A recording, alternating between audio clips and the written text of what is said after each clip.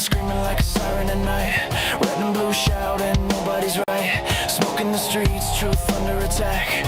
Everybody's loud, nobody's got facts. Feeds keep scrolling, nerves stay tight. Matchsticks flicked in the dead of night. They sell fear, cheap package the lies, while the clock keeps ticking, empires on fire.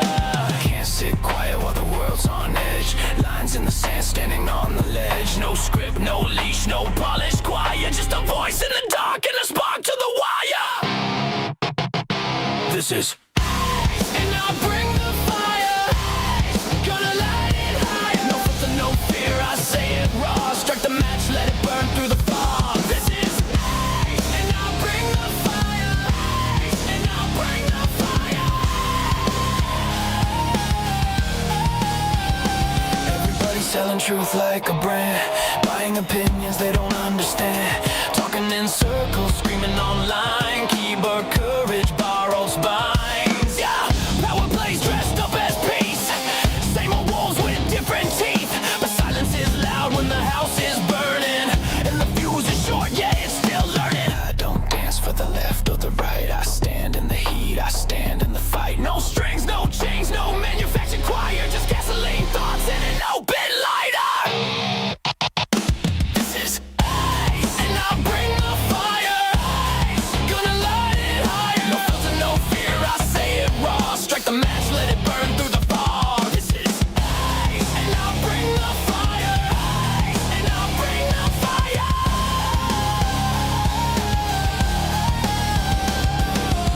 The world's on tilt, pressure climbing. Truth don't whisper, it's perfect timing. You can't cancel the smoke, you can't stop flame. Say my name when it hits, say my name. Why? Say my name. Say my. Fire don't ask permission. Fire don't need a side. Fire just shows up honest and exposes the lie. This is and I'll bring the fire. Truth is harder. Burn it down till what's real survives. No smoke, no mirrors, just heat and lies. And I'll bring the fire. And I'll bring the fire.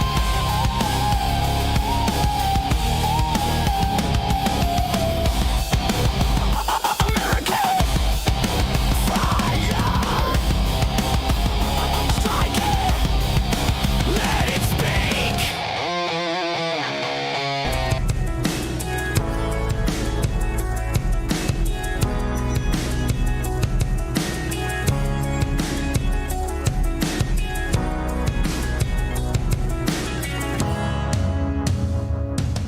All right, what is happening, my friends? The Wednesday hump day. We're going to get over the hump today. We got a loaded show, and I mean loaded. The last 24 hours have seen so much happen. Trump is at the G7 just flexing, flopping the nuts, as we like to say in poker, just crushing it, showing everybody who's boss, and they are capitulating. We're going to show you that we live in Trump's world now, and it's not Trump's world. That's the great thing about it. We like to say that, but it's truly the American age has begun, and I'm going to show you how the momentum, it's not just G7, it's not just what Trump accomplished in Iran, it's happening here. Culture is shifting. The economy is starting to pick up. My God, folks, we are just at the beginning. So we're going to talk about that today. The new world order that is starting to take effect thanks to Trump, his policies, and his leadership. And then we got to get into this. We're going to have some fun today as J.D. Vance been making the rounds in enemy territory. Yes, he went on The View yesterday, crushed it, left the harpies questioning themselves and making, I think he's turning heads, honestly, because millions, if not, well, let's say hundreds of thousands, maybe a few million of liberal-leaning women watch The View. And any of them that are even moderately open to truth might have had their heads turned yesterday, as well as he went on the Five last night, clashed with Jessica Tarloff, crushed it there. And so he's appealing to the Fox News crowd, which is the boomer Republican crowd. And then he went on Megyn Kelly, which is very interesting. So we're going to talk about that because a lot of criticism, and I think it's completely unfounded, but we'll talk about that when we get to it. Next, this is going to be a difficult segment. I usually don't like to cover this stuff, but I feel like we have to. We're going to talk about the report that just came out from the UK on the rape gangs. And this is a very important subject. And as someone who, the subject of trafficking and abuse is very near and dear to my heart, we have to cover this because this is what they wanted to do here. And it's a sober reminder of how far things have gone to these in the West, in the Eurozone, because of these horrific policies that the Democrats wanted to implement here, and what the fallout of those policies end up being, and what could have been brought here. So we're going to cover that because it's a sobering reminder of how grateful we should be that we won our political battle for now and are moving in the right direction. And then finally, we got a grifter report. In this report today, stories are coming out in mainstream media about how Epstein was obsessed with Trump, and by being obsessed with Trump to stop Trump, and yet he had nothing on it. We have Forbes, New York Post reporting this, just completely obliterating the whole grifter attack on Trump, the whole Epstein class narrative. So we're going to break into that as well. So 4 major segments today. It's a loaded show. I'm excited to have you all here for it, and hope you guys are buckled in, strapped in, ready, listening at work, whatever it is you do. I will keep you company for the next couple hours if you'll hang out with me. All right. Please hit that like, hit that subscribe before we get started. Let me get into the chizat, say hey to some of the beautiful people that have shown themselves here, and then we'll get right into it. We got Rafe numero uno today. What's up, my brother? Nick Majors, Big Event Lounge. Finally, he's finally here, folks. He's announcing himself. Donna, one of the many. Nick Majors, John RN, Christina, Susan Road Less Traveled. Likes the new thumbnail. Thank you. Ryan Lynn, William Magdalene, Gen X MAGA, Cat Crazy Sam, Rum Dog, 60 and 1 day years old. Ryan Lynn, Bobby Girl, Dad Bod Tots, Scott Volkovich, Laura Bow. We have Tammy Anderson, The Great Shift, Golden Code, Sierra, The One, What It Do, Friend, Doc No, Jumpman James, James Hudson, Cave Diver, Francis Riley, AJ Trader for Life. What's up, man? Come take 'em. And Build Fire for Christ. Welcome. I've seen some new peeps today. Jay Tyrus, Ray Sandoval, David Davis, what's going on? Pine Cone. That has new meaning to me after Thomas Massey stuff. Kay Shuey and so many more. Mark R. I'd love to call you guys all out, but we'd be here all day. I do want to welcome the crowd from, what was it? I forgot his name already. The Attic crowd. Let me do a shout out real quick here, because yesterday I got a jump in subscribers, and it was from the what was that? The Attic. Oh man, I had it remembered. Sorry, I gotta look this up real quick. Static in the Attic, and so I want to do a shout out to him. This guy did a shout out to me on his show, to which I'm very grateful for. But so I'm gonna shout him out as well. We have right here, Static in the Attic called me out on a show yesterday. Said you guys need to follow me. So he sent his people over on this video right here. And Static, I'm very appreciative to you. Thank you for that, and welcome to all the new viewers over from Static in the Attic. Probably a few hundred of you came over. So welcome to American Fire. I know that he called my name douchey, even though he said he loves everything else I do. Listen, man, you know, in marketing, as a former marketer, still a marketer, always a marketer, even though I don't do that work anymore. You know, I you learn simple is actually better. And so sometimes the clever names just don't do it. And for me, I felt stirred that this was the way to go. And so, like the name or not, I tell you what, we're on the same page. So he's a patriot and wanted to call him out. Now, still got to call out the people on Rumble.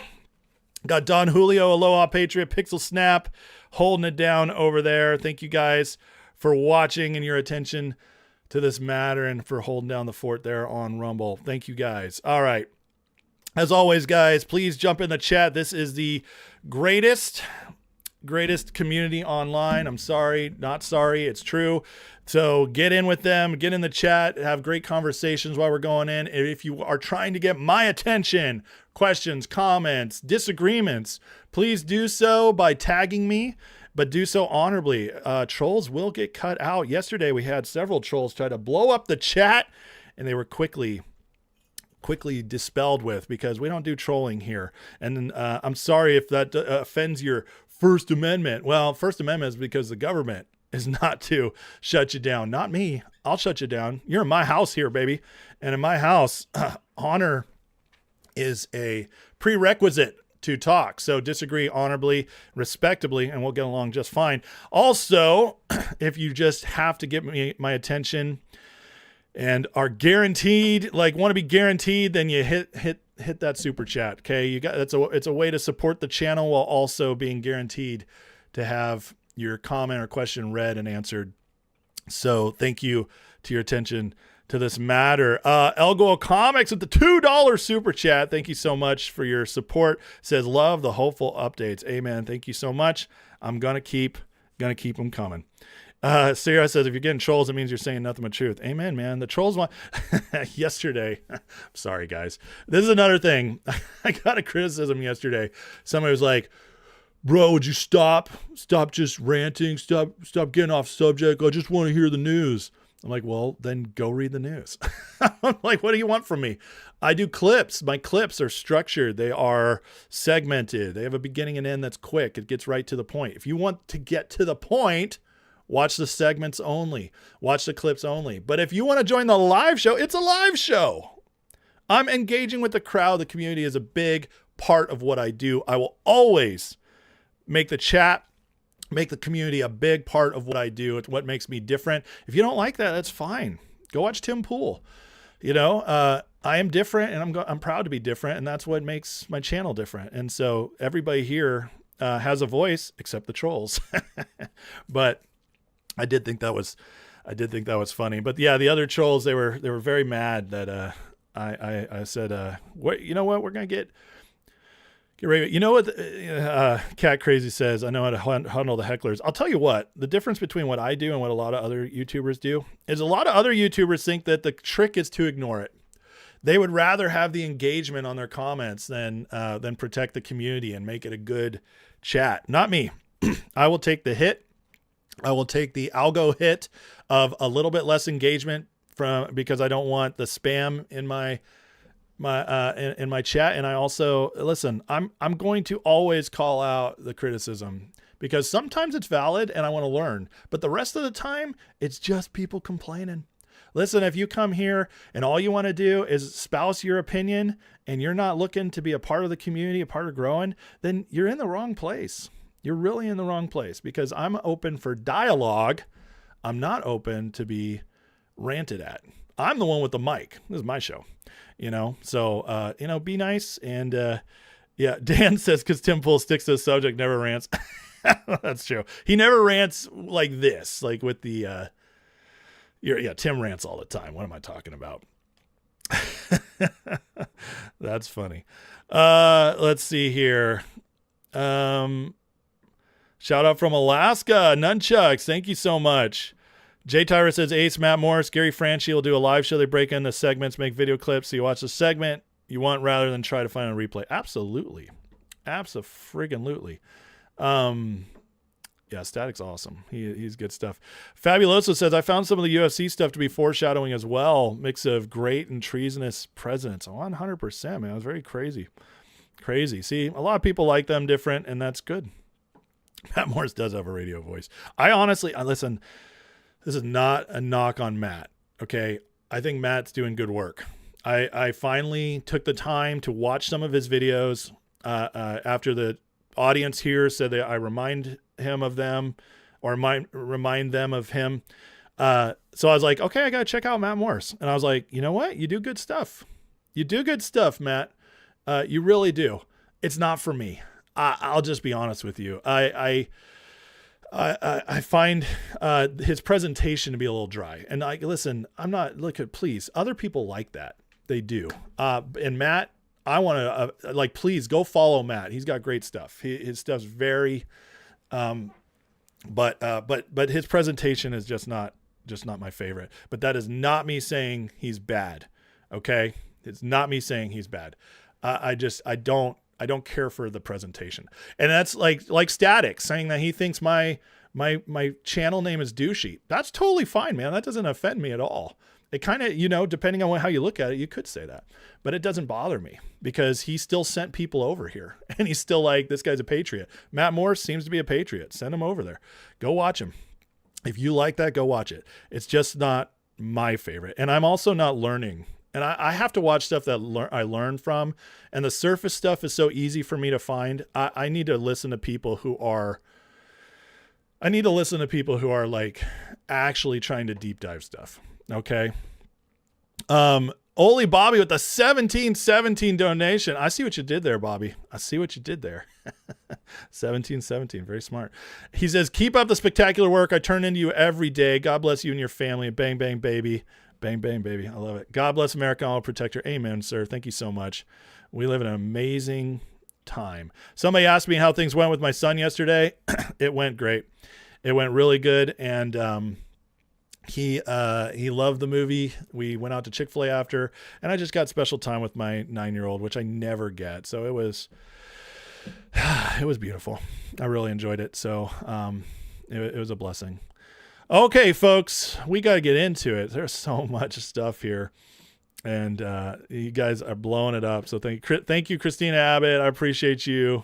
I like you too, and you're so nice. And guys, listen, I'm not smarter than most people. Well, maybe I'm smarter than most people. There's a lot of dumb people out there. I mean, I'm not smarter than most of the people who do what I do. But what I do is I try to look beyond the narrative instead of just bringing it up to you. And I also just want to avoid the outrage bait, the rage bait stuff. I share it when I think it's important, but I won't just share it just to share it. I would rather slow build with quality people on quality work than clickbait myself into a following. And that doesn't mean, Mike, I'm not going to use marketing to grow. Like, I might use a clickbaity title, stuff like that, to get attention, because you got to fight for attention. That's just a reality.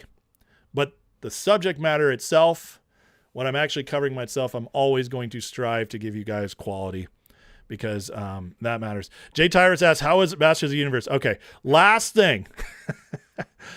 Last thing before we go, all right? And I got to say this. The Masters of the Universe was awesome. I absolutely loved it. And I'll tell you why it's awesome. It was it was an absolute talk against woke culture and the destruction of masculinity. It was all about discovering true masculinity. The entire point of the movie, he starts out and he has lost himself. He's grown up on Earth. I'm not going to spoil the movie, but that's how it starts. And he's got to find his way back to being He-Man, right? Which he doesn't really know who he is. And so he's at this woke liberal company. They're making him do all the dumb stuff, listen to the DEI language and the meetings that are so stupid about and everybody works with, all the girls have pink hair and purple hair, and he's just so miserable, and he doesn't know how to be a man.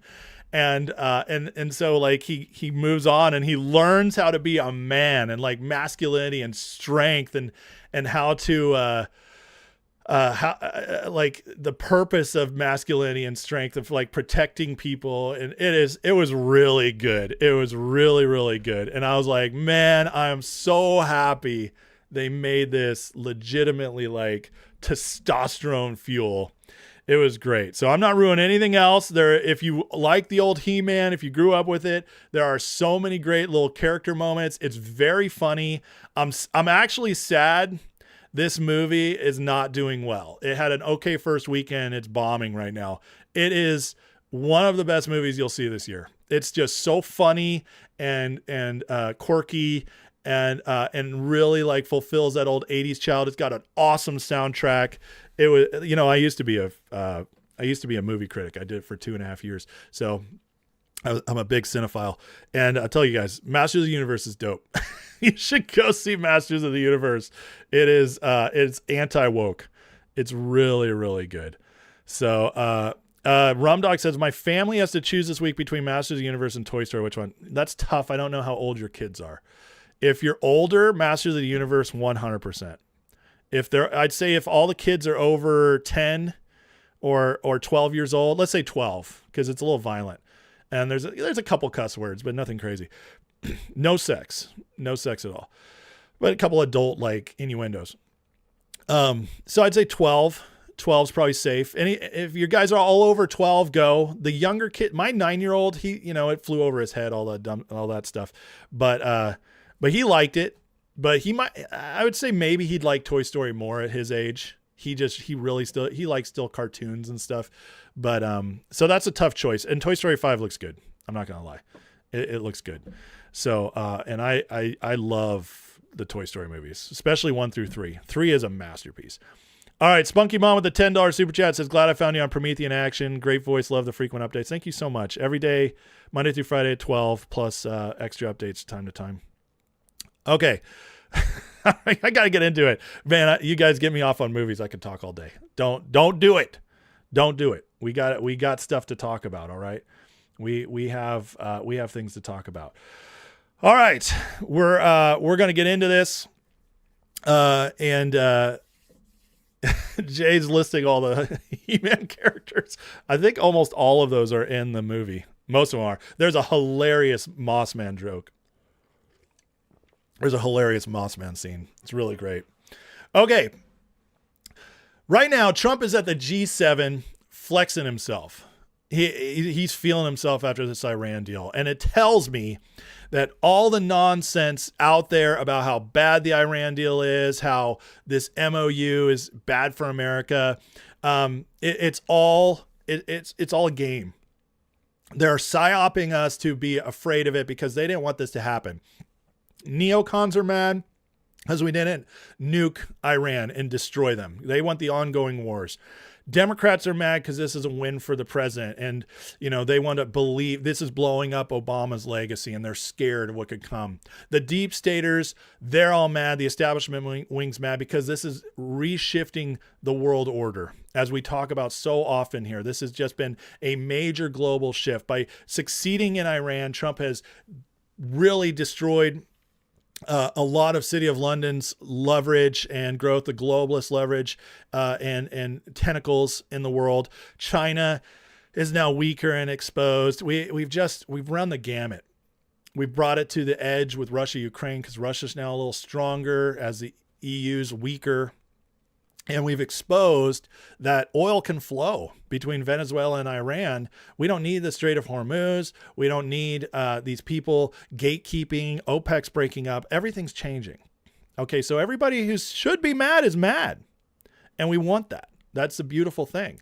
Well, Jesse Waters, who's been doing great work lately. I just want to shout out Jesse. I had somebody criticize that I used Jesse lately, being like, oh, he's just going to turn on Trump like Tucker. I'm like, well, okay, if he does, we'll call it out. For now, he's doing great work and is showing no signs of grifting. And writes this, Trump turned G7 into his playground. Oil drops to 70. Dow smashes records. Iran signs on the dotted line.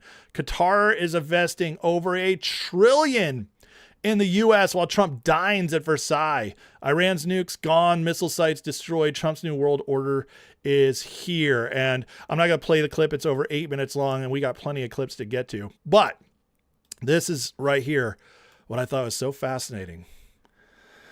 Guys, and I'm not the only one, Promethean Action, a lot of people on Rich Does Politics, Tom Luongo, Mel K. There's a lot of great creators out there who have been seeing this from the 30,000 foot view, that Trump is reshifting the global world order. He's remaking it. We're entering the American age.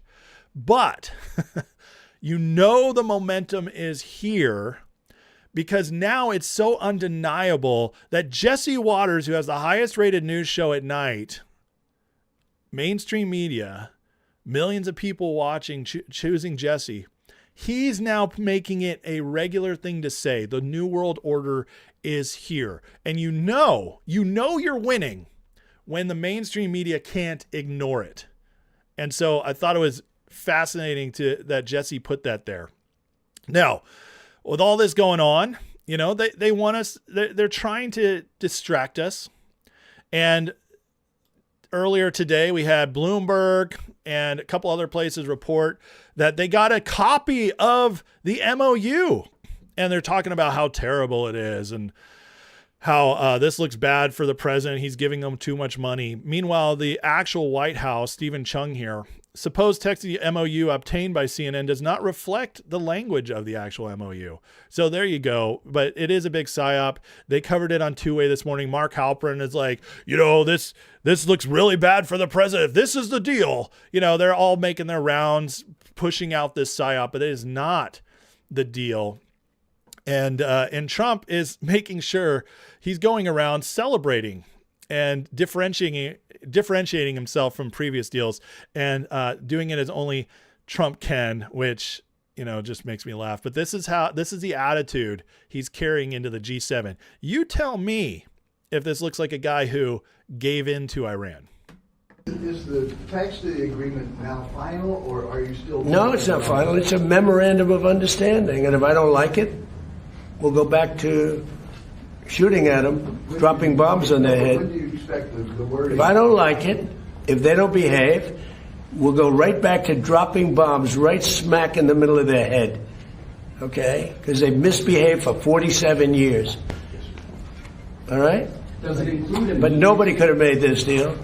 I mean, the JCPOA done by Obama, he handed him $1.7 billion in cash, gave him hundreds of millions of dollars, gave him billions and billions of dollars, but he gave him $1.7 billion in cash, green cash from banks, into a Boeing 757 and flew it into Iran. And they stood at the plane. I have pictures of it, like, oh my, look at this money he's giving us. He tried to bribe his way out. I didn't do that. Nobody mentions that. $1.7 billion and hundreds of millions of dollars. They tried to bribe their way out of it. And you know what the Iranians did? They laughed at Obama and they said he's a stupid son of a bitch. Is the text of the agreement... That's the best part right there. He's a stupid SOB.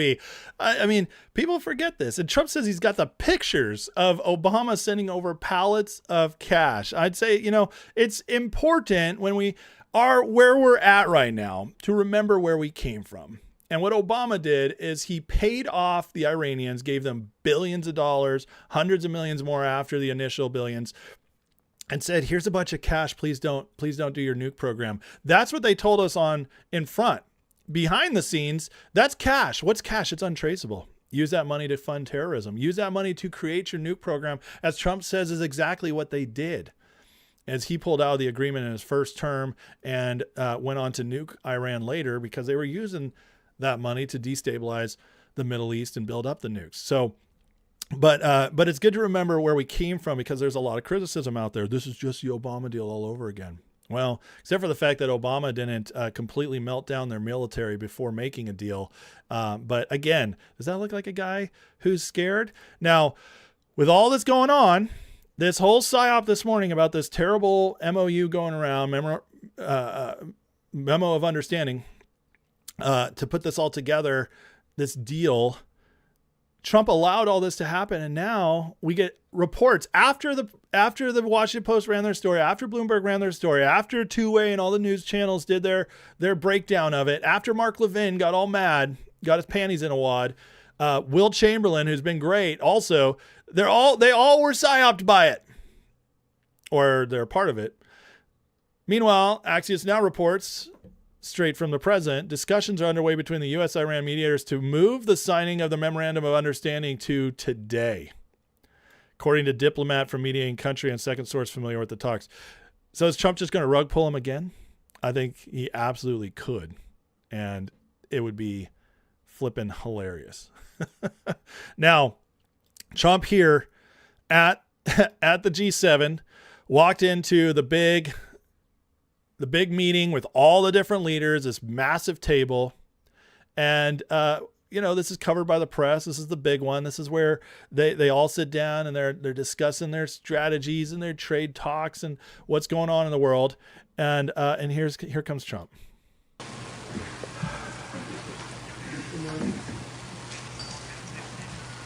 Hello, I'm the boss. I'm the boss. How are you? Good, thank you. That's the man right there. He stands at the front of the table. I'm the boss. Okay. Gives a quick shake to Keir Starmer, barely acknowledges him and sits down. I mean, this guy he's flopping the nuts, man. He's flopping the nuts. And it's not a joke. It's not a joke. He knows he has them all there. Remember, we covered this yesterday with Macron. We had a difficult meeting. Yeah, it's difficult because Trump is out there telling everybody what's what. Hey, guys, I just defeated your proxy, Iran. You no longer control shipping through the region. You no longer can manipulate oil prices. You no longer can control destabilizing the Middle East whenever you want. You no longer can get the war machine geared up anytime you want and suck us into the Middle East because we're taking all of it out. We're defunding your terror networks. Yeah, we know where all that money came from. We know how the Khomeinis have billions of dollars of real estate in the UK. We can trace it all. This is what Bessent's been doing. Tying up all their assets. Making it so the IRGC is losing all its ability to resupply, pay their military. He's crushing it. And it's no coincidence that he pulled it off right before the G7. You notice the table? What does that look like? It's like an eye, like an all-seeing eye. You think that's by accident? These people, man. Symbolism. It's their downfall. They can't ignore the symbolism. But regardless, Trump sitting down here and lets them all know, I'm the boss. And they all laugh, but that wasn't happy laughter. That's nervous laughter. Listen again. Hello, I'm the boss. Oh, God. That's what they were actually thinking. And I mean, this is what it's like. I mean, the body language tells us everything. Here's Trump with Zelensky coming up to him. Turns immediately.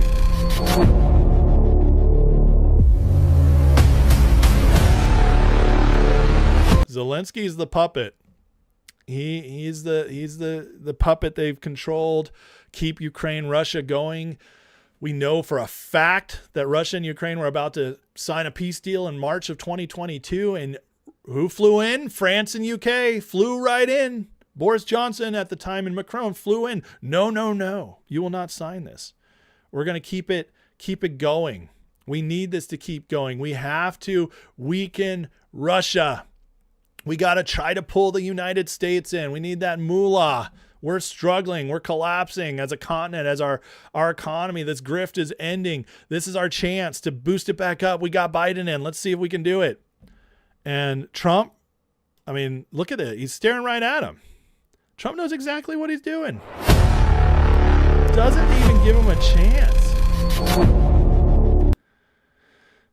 Bro, look at this sad face. Sad face. Sad face Zelensky. You think that guy knows what's going on? That is, I'm telling you, once this deal is signed and once it starts playing out after the G7, I don't think we're very far away from the Russia-Ukraine thing being ended. I think Trump is here just like he did at Davos in February when they all went out there. Trump brought 300 plus people to Davos, the largest group we've ever taken. Went there, had Howard Lutnick declaring globalism is dead. Trump getting up there making a speech of how everything's going to change. They're terrified. And G7 is just a smaller version of that Davos meeting. Just a smaller version, but it's with the heads of the states. I mean, it's pretty obvious what Trump's pulling off here, and that there's a new leader in town. There's a very new leader in town. Trump asked, we've seen European leaders interact very warmly with you at the summit. Do you think they're coming around to your worldview? To which Trump replied, I think they think I was right. I'm sort of always right. I mean, what else do you need to see? The man is just, they're all capitulating. They're all trying to act like, it's all fine. It's all good. Meanwhile, Trump is just like, he's giving us all we need to see. So while he's out there doing that, and who knows what kind of things are going on behind the scenes, I'm sure we're going to see a lot of it play out over the next few days and weeks. But while Trump's over there, he dropped a nuclear bomb last night. And this, friends, is this entire saga with Pulte and the ODNI is so fascinating because Trump is obviously manipulating and strong arming the deep staters still here in the U.S. right now, especially in the Republican Party. He's forcing them into a corner where they're going to have to play ball. And listen to what he dropped last night. The Republicans agreed with Democrats to remove very fair and talented Bill Pulte from serving as acting DNI in return for getting FISA approved by Democrats. However, the Republicans moved so fast with the hearings of the great Jay Clayton, current U.S. Attorney for the Southern District of New York, that Pulte would be gone before the Democrats would even vote on FISA.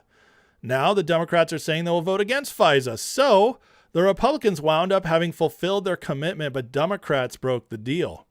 In addition, the newly nominated U.S. Attorney Jamie McDonald must be confirmed and blue slipped. Because of the ridiculous views of Republicans on blue slipping, Democrats are willing to nix it. I may not be able to get the extraordinary Sullivan-Cromwell partner Jamie approved, and I don't want to take Jay Clayton away from the great job he's doing until Jamie's in place. Therefore, to add a slight bit of intrigue, but for the good of the nation, the people of our country, I will not approve FISA without the Save America Act going along with it. Not complicated. The Republicans fell in a trap regarding the approval of our great patriot Clayton. We are canceling the Senate hearing regarding DNI today and will not be going forward until Jamie McDonald is approved to be U.S. Attorney. In the meantime, Pulte will remain as ODNI. Thank you for your attention to this matter. My God, folks, this is a masterclass. So we've already talked about Jay Clayton, and I've covered about why I think he'd be an excellent choice and how I think he's got a lot of the receipts being from SDNY. But Trump, he saw they were trying to pull one over him.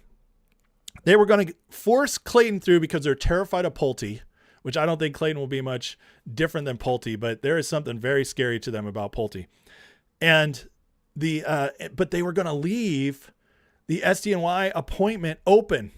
They weren't going to confirm his guy to replace Clayton. So Trump now is completely justified in making sure all this is in order first. So what did he do? He not only just told them, I'm going to let your precious FISA expire, which you all want.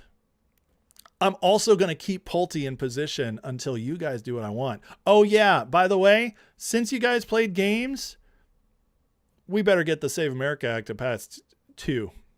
This is baller, and this shows you how the Pulte nomination is it's completely about leverage because he has no chance in hell of being confirmed. Trump knew this all along.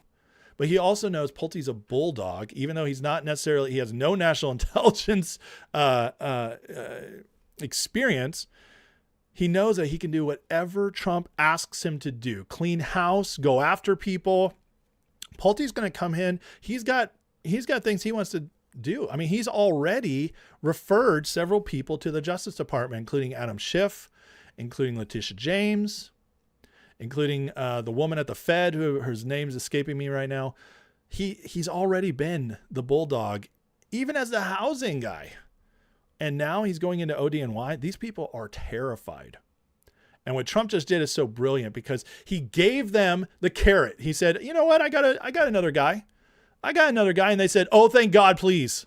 Even though this guy's SDNY acting attorney, which is where Epstein was done, the COVID files.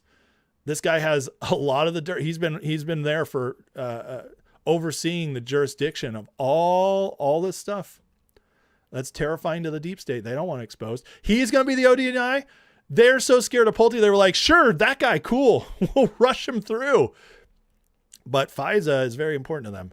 Now, this is so genius as well, because for everybody who hates FISA, and I'm one of them, I hate it, but I also see the argument of how it does help when you have the right people in charge, how it can actually be helpful in stopping stuff. I mean, so regardless of that, it needs reform. We've talked about that. It has had some reforms, but regardless of all that, if Trump gets the Save America Act attached to FISA, not only will he give the tools to the intel community to do what they need to do, he will make happy the Democrats, the Republicans, all the senators. But he also, with the Save America Act, then ensures that the right people, or at least legal people, get elected, because this cleans up the fraud. So now you have FISA, but you also have actually elected people who are not deep staters, at least in most cases, who can no longer manipulate the electoral system to stay in power. You get maybe actual representatives of the people in charge of FISA.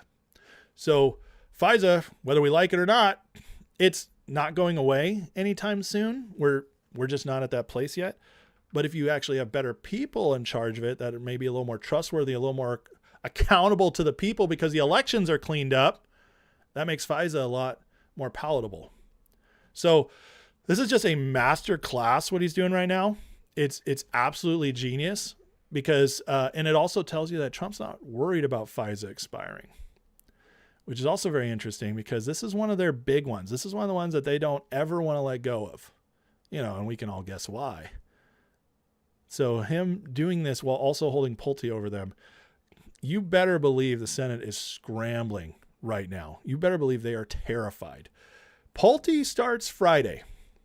They moved up Tulsi leaving. She was going to leave on the 30th. She now is leaving on Friday. That's being moved up. Hopefully we get another bombshell or two from Tulsi before she leaves. But regardless, Pulte's starting, and it's about to get wild in D.C. And by the way, this is right on cue for what Trump told us before, which is, once I'm done with Iran, I'm coming domestic. And that was a warning to the deep staters here at home. Well, it's already started. It's already started. Asked about Pulte at the G7, he had this to say. How do you expect Bill Pulte to be acting DNI? Well, as long as it takes to get everybody else approved. I mean, they were doing a rush act, and we didn't get anything for it. Look, he's a very legitimate guy. He's very smart. He's a brilliant guy. Look at the job he did at Fannie Mae, Freddie Mac. I mean, it's worth probably $1 trillion right now. So we put him there, but all of a sudden it was like a rush act by the Democrats. And they said they were going to approve FISA.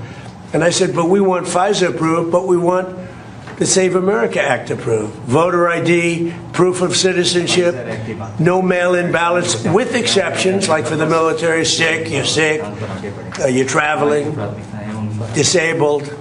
Very, open and generous. We also want no men playing in women's sports, so we want no transgender mutilization of our children. None. Those are 5 things that are 99% that's all we want. It's not a lot. The Save America Act. And that can be passed any way they want to pass it, but... I think that's Modi from India. Did you see the chuckle when Trump said, we don't want to mutilate children? Our children. None. He's laughing because he's like, I can't even believe this is a thing. These crazy Americans. That's all we want. It's not a lot. The Save America Act. And that can be passed any way they want to pass it, but I'm not going to sign FISA unless it's done. And this was like a rush act. And it was a rush act by the Democrats. All of a sudden they want to get... And why are they afraid of this guy? I mean, they're so afraid of him, they'll do anything not to have Pulte go in there. He's a very capable guy, and they're worried about that. Trump calling it out, man. You know what's hilarious to me is they still think, after all this time, the senators, the Democrats, the deep state Republicans, they all still think they can outsmart Trump. They can pull one over him. He catches them every single time. And they thought they could pull that off this time. While he's at the G7, let's just push all this through. And instead, what Trump did with that Jay Clayton nomination is he dangled that carrot and caught him. He got them all in a trap now. Because now they're going to have to go through with all that. They're going to have to figure something out. I mean, the way they're going to pull this off, I don't know how they're going to beat Trump with this. I don't. And they're still standing their ground. They're saying, you know, we don't have the votes for the Save America Act. How are we going to do this? So the question is, will they hold off on pushing the Save America Act, pushing it through?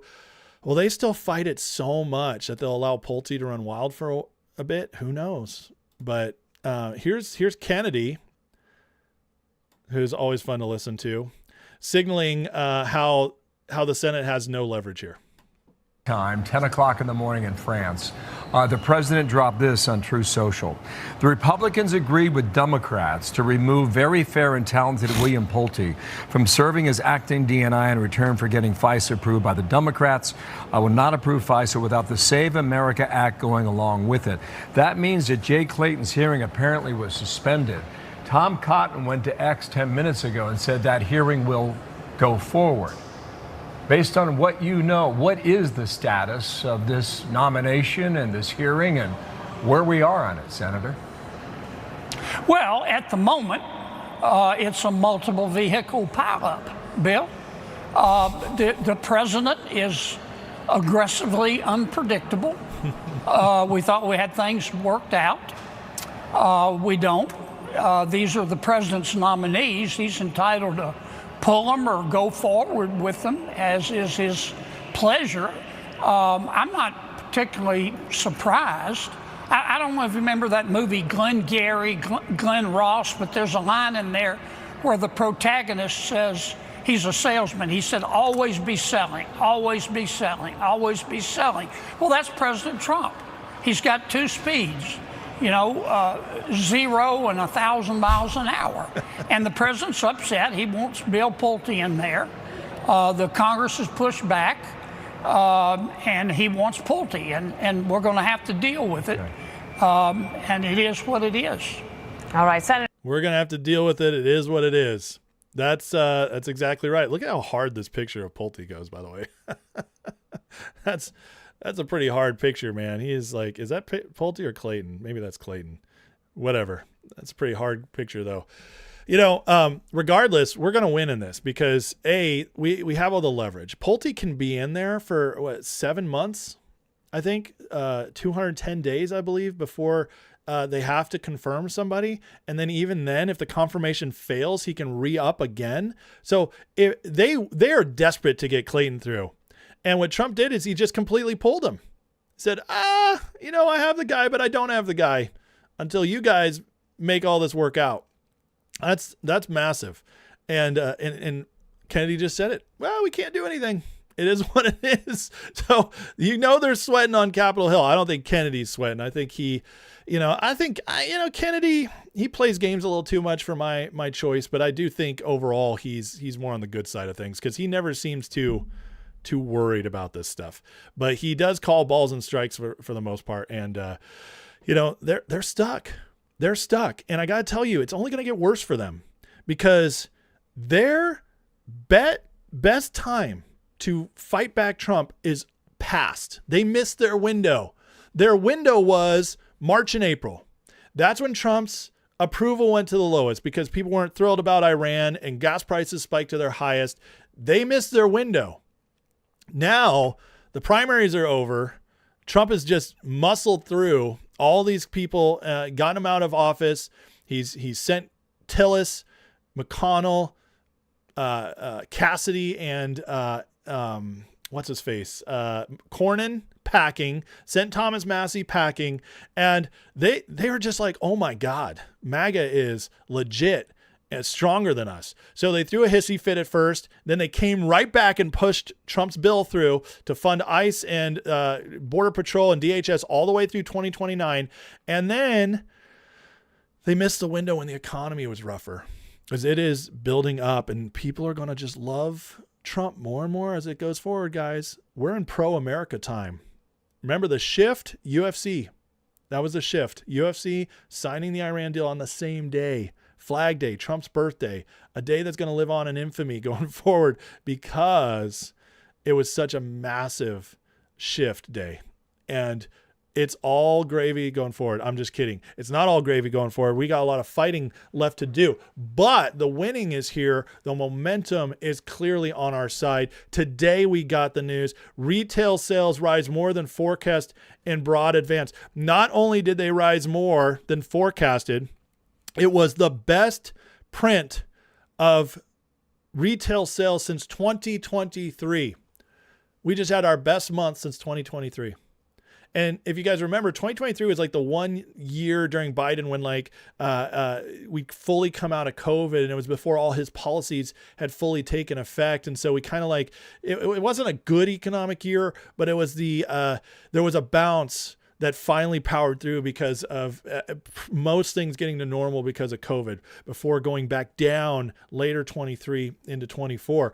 But we had that little pop, and this is the best since then. But here's the difference is this time it's the policies that are doing the pop, and it's only going to get better going forward. In fact, more data came in.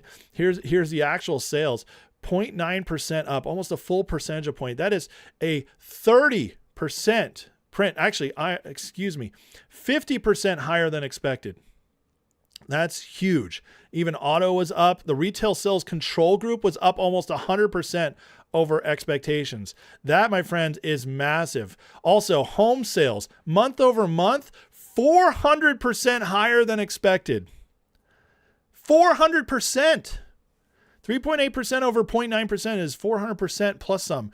Guys, that's massive. The economy is starting to get hot. It's starting to heat up. Oh yeah. And this is happening. All this data is from March or April and May.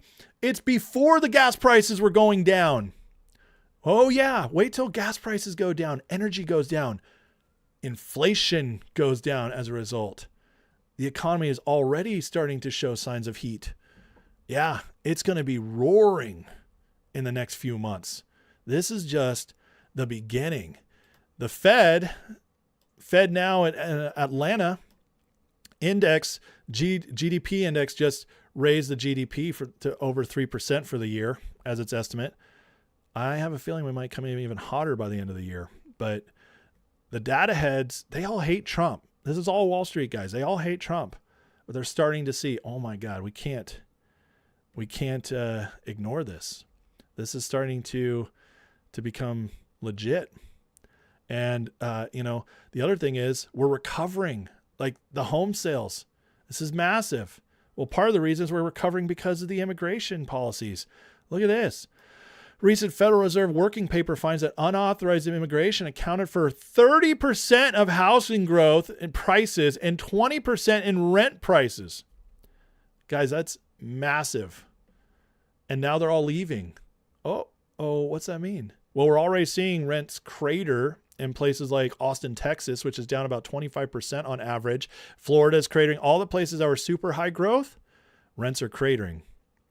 It's already happening. Get the illegals out. Prices go down. It's almost like Trump's policies are working economically. Oh, that's one of the biggest pushbacks I always get. Well, my wallet's not doing better. It's still hard, man. Trump's got to fix the economy. What do you think this is? What do you think this is? It takes time, folks. Policies go into effect. We have a massive economy, the largest economy in world history. It's the Titanic, baby, and you can't just turn it 90-degree turn on a dime. It doesn't happen. You steer it, and it slowly turns. Well, guess what? Trump's policies are so good, it's turning before even 18 months. That is huge. That means things are turning around quickly. The economy will heat up very, very soon. And he's not only getting that done, I mean, justice is coming back as well. We have the unemployment fraud ending. This is a big one. Every governor just put on notice. This is the Department of Labor. U.S. Department of Labor and U.S. Labor Inspector General use every available enforcement tool to stop fraudulent payments. The day of unchecked fraud are over. What's that going to do to the economy? You start saving money, get the fake money out, push the people on this out. I mean, this is great, guys. This is great. The winning, it's accelerating. It's accelerating so much that even CNN is now telling the truth on stuff. Remember Gavin Newsom the other day telling us all that the Trump administration, this is a political hit job investigating me? Well, CNN's like, we got to tell the truth on this. Jennifer Siebel Newsom, the wife of California's governor and potential 2028 presidential contender, Gavin Newsom, is currently under federal investigation for possible tax crimes. The full scope of the investigation into the first partner is unclear. The documentary filmmaker founded Representation Project, a nonprofit focused on gender equity in media. I love championing and focusing on uplifting and supporting women and girls. She also owns a film production company called Girls Club Entertainment, which is listed as a contractor on the Representation Project's tax returns. And she co-founded the California Partners Project, a nonprofit that works to get more women onto corporate boards, address the gender pay gap, and make tech safer for children. Critics have raised the possibility of self-dealing for years, despite no public evidence of wrongdoing. While it is unclear what exactly investigators are focused on, they have recently interviewed potential witnesses, including people close to the first couple. Sources tell CNN that the governor is not directly under investigation, but he has framed the probe as politically motivated and targeting him. Donald Trump isn't just coming after me because of my mean tweets. He's coming after me because I'm considering running for president. The tax probe is not the only recent investigation into someone in Newsom's orbit. His former chief of staff, Dana Williamson, was recently prosecuted related to corruption. She pleaded guilty to 3 charges earlier this year. President Trump has made it clear he wants his Justice Department to pursue his political enemies. Just last year, he called for Newsom to be arrested and has attacked him repeatedly. He's ruined California. He gives health care to anybody. CNN has learned the current investigation was launched last year by the U.S. Attorney's Office in Sacramento based on a whistleblower report. Acting Attorney General Todd Blanche declined to answer questions Monday on Capitol Hill. It was launched by Californians. Interesting. Guys, there's a there, and this is going to be horrible for Newsom. And it's a big deal because Newsom, if you guys look at what the Democrats are looking at putting up there, okay, right now it's Kamala Harris. They're really considering running her again, please. That would be the gift that keeps on giving. She's an absolute disaster. But Newsom was 2. It's her and Newsom 1 and 2. That's what the Democrats been looking at. And I got to tell you, if Newsom runs, he's far more formidable. The guy is a snake. He knows how to talk the talk. He looks the part. He's not a perfect candidate because his past is too checkered and his record is really bad. But for the Democrats, he's as good as they got right now. If this takes him out, that's a big deal. Now, you can argue maybe they're allowing this to happen. This is why it's covering. I disagree. See, CNN is about to be under new leadership. They were just bought. They're owned by Warner Brothers, who was just bought by Paramount. Paramount's run by David Ellison. David Ellison's already said he's putting Barry Weiss in charge of CNN, who's currently in charge of CBS. Barry Weiss is no conservative, and she's liberal, but she does believe in truth, and she does believe in going after the story, and most of her stuff is pretty decent. Her free press newsletter is actually pretty solid overall. It's not great. Sometimes you see the bias, but for the most part, she really goes for it. And that's terrifying for CNN. You see the shift. Guys, this is a culture shift. They're being forced to tell things they don't want to tell anymore because it's becoming too obvious. It's going into survival mode. We got to cover our own butts now. The shift is happening all over the place. And it's because of stuff like this, where Scott Bessent going to the New York Times, just outright calling them out. These places are losing money like crazy. They're losing all their support the behind the scenes funding's been dried up. USAID, these NGOs getting busted like SPLC. The behind the scenes stuff is drying up fast. And so the propaganda machine can't keep running for free. And by free, I mean no subscribers. They're actually going to have to create something that works in order to sustain. And it's because of people being willing to push back. And here's Bessent talking about the New York Times. The question is, how should is this is like a new? Is this a new normal? That Andrew, there's no new normal, and I can tell you that I actually don't read the New York Times anymore. That sometimes I do watch CNBC. But occasionally people send me articles, and there's just this fever swamp. And you're now a pop historian with 1929, and in 20, 30, 40, 50 years, the New York Times is no longer the paper of record. You can't go. I read this article. President Trump is slowing down.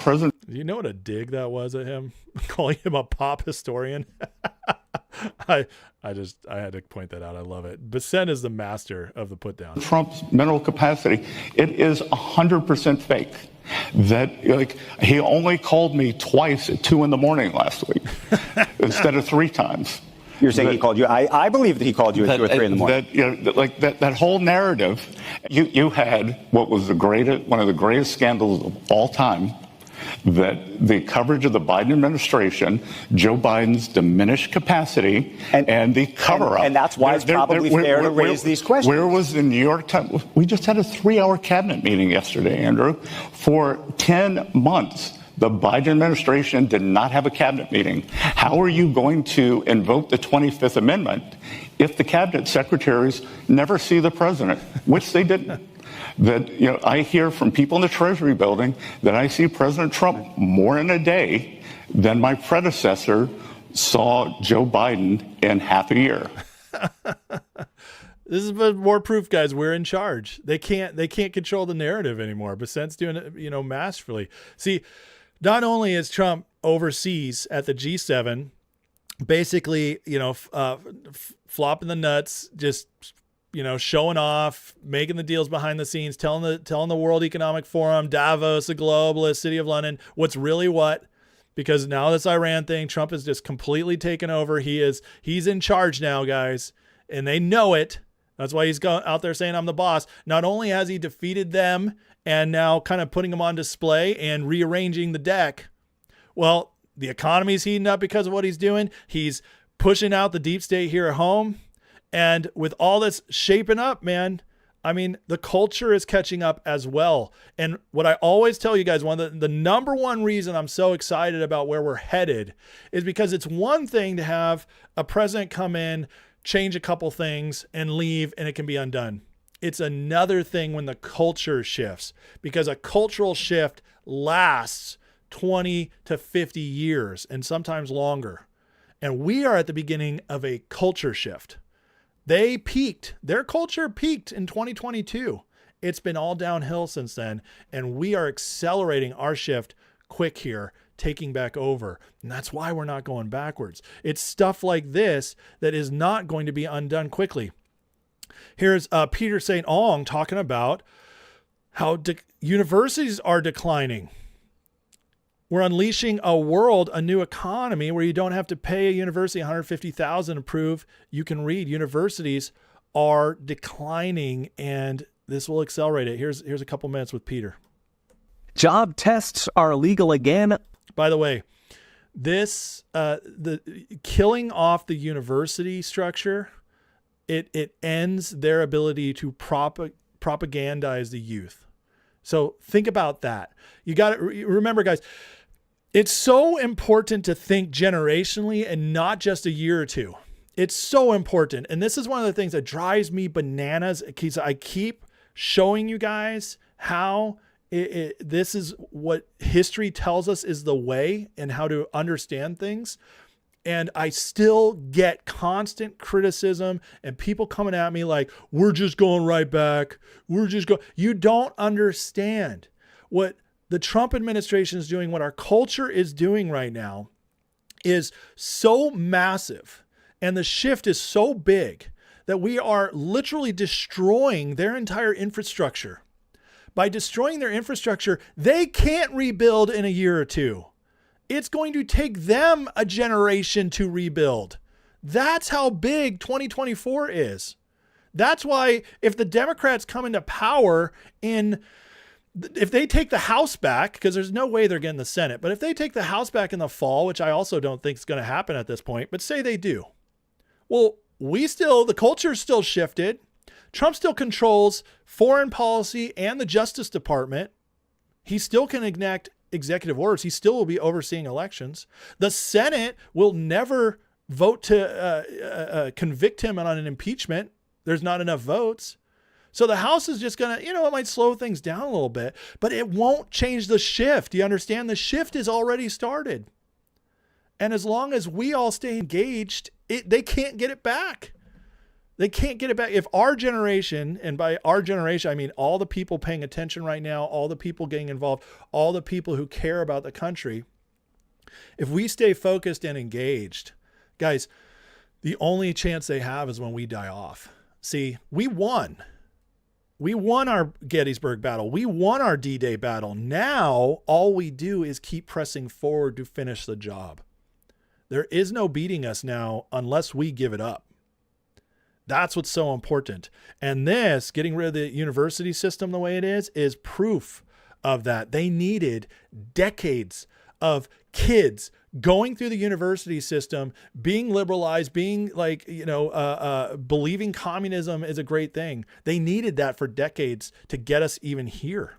And now that's being wiped away. Unleashing a world where you don't have to pay a university $150,000 to prove you can read. Last week, the Department of Justice ended so-called disparate impact rules that pressured companies to hire on race, but also effectively outlawed job competency tests. This matters because what forces young Americans to get useless college degrees is our DEI overlords twisting a 1971 Supreme Court decision, Griggs, to effectively ban job tests as racist. That created an opening for colleges to effectively sell $150,000 job tests bundled with 4 years of gender indoctrination and lots of beer. So the 1971 case actually said employers can use tests to measure qualifications, which is common sense, but the Equal Employment Opportunity Commission at Justice would scrutinize the job questions. So this 1971 Supreme Court case is being undone. They're making it so you don't need a degree anymore to get a job. You just take your job test. Oh, imagine that. No more paying, no more forcing kids to go to university, take on debt, become a debt slave, and enter into the employment slog because they're stuck now because they can't take the risk because they got to keep paying off this debt. They can't take the risk of being an entrepreneur. They can't take the risk of trying a new job that, maybe starting at a lower salary and working your way up. You can't take that risk because you got a bill payment. That's the whole point, guys, to trap you while also indoctrinating you. We're ending that. The college system is a total scam, and we're ending it. We're ending that as a necessary, as needing it. The other thing is culturally, the massive shift is here. We talked about the Giants the other day, standing up against Pride Month. San Francisco Giants players writing Bible verses on their hats and how the Major League Baseball called them out for it. Well, guess what, guys? They're not the bullies anymore. The bullies are on our side. Here's Josh Hawley saying, Josh Hawley, senator, what does MLB think it's doing penalizing players for Christian faith? They owe us answers right now. Hawley is going after Major League Baseball for going after these Giants players. Guys, we have the bully pulpit now. We're not putting up with the Pride Month crap anymore. We're not putting up with this cultural indoctrination woke pushes anymore. It's over. And MLB just bit themselves in the ass because guess what? With this Ramping up. Also, the Florida Attorney General has announced an investigation into MLB over this. Guys, they don't want that. Major League Baseball isn't going to want this. This is going to set a precedent. The bully pulpit is ours now. We set the precedents by going after these people. They're not going to want anything of it. And so this is going to end Pride Month in sports. That's my prediction. Might take 2 years. They might actually fight the legal battle. I doubt it. This is going to go through, though, and we are in the bully pulpit now, and we're going to push it. And in my opinion, the sports leagues are going to say, we don't want any part of this. We don't want the fight. Because in the past, you know how we got here? They were bullied by the other side. They were pushed by the other side. Well, now the big stick is in our hands, and that's changing everything. As Cynical Publius writes here, dear LGBTQ plus Americans, we support your right to do anything you want to do with yourself or consenting adults. We have been tolerant and accepting of that, but somewhere along the way, our tolerance and acceptance turned into your hate-mongering, intolerance, and bigotry against our deeply held religious beliefs. The Giants hat controversy is the tip of the iceberg. If you don't start tolerating us, the tolerance and acceptance we showed you will vanish. That reality is getting closer and closer. You've been advised, wise up, the rest of America. He's absolutely right. Absolutely right. And as JD Vance tweeted out, Trump won. We don't have to do this anymore. We got the big stick now, folks. Stop playing victim. Stop believing we're the victim. Stop believing we're the minority. Stop acting like it. And start acting like we are the police of culture. We're going to tell you what's up. We're not going to let this stuff happen anymore. You want to try to push your crap on me, on my kids, on our neighbors' kids, on our town? F you. It's not happening because you guys aren't in control anymore. We're not even going to let you pretend. We're going to call it out every single time. That's how we win. We need to act as if we're the winners, guys. Stop acting as if we're the losers waiting to lose again. I'm sick of it. We won. We're winning. No longer play the game. We tell them what's what now. This is our country. We proved it. Whatever, go do whatever you want in your bedroom. But you're not bringing a damn parade to my town. Go do whatever you want. Like, you two get along. I think it's gross. I don't agree with it, but whatever. But you want to teach my kid that in school? That ain't happening. That ain't happening. Start standing up, guys. Guys, this is a fight back against San Francisco. This isn't Texas we're talking about. This is massive. This is massive. And bringing it back to Sunday night, here's Dana White talking about the storm that was supposed to hit UFC and what changed and whether or not God was involved in this. We're ready. We have the best. This isn't like the Channel 7 meteorologist. Right. We have like the military, right? We got like the best guys in the world. We're absolutely positively getting hit. It's going to hit. So we got a team. We're ready. When it hits, we're going to get out there and clean everything up as best we can. And then we're going to go on at 9:00. Okay. Right. I think it was 9:00, between 9 and 9:30. Okay. Right. We're going to go after the rain. The storm comes and splits at the White House and goes around the White House in the ellipse. Like divine intervention. Well, the president believes that to his core. Divine intervention. God allowed the enemy, the other side, the Democrats were rooting for this storm, probably even trying to make it come in. And it went right around. And Dana White just said it.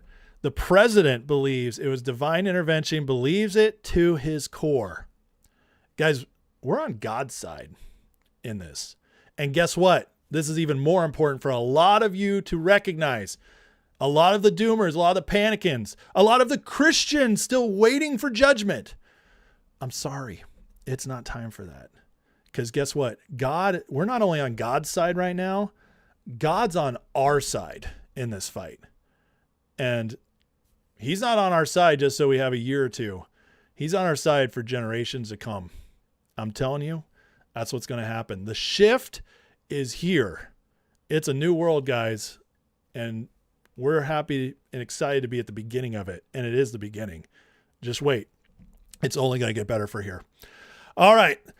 Hit that like, hit that subscribe. I know that was a very long segment, but it was an important segment because there's so much to cover. We got another long segment coming up next, guys, as JD goes into the harpy.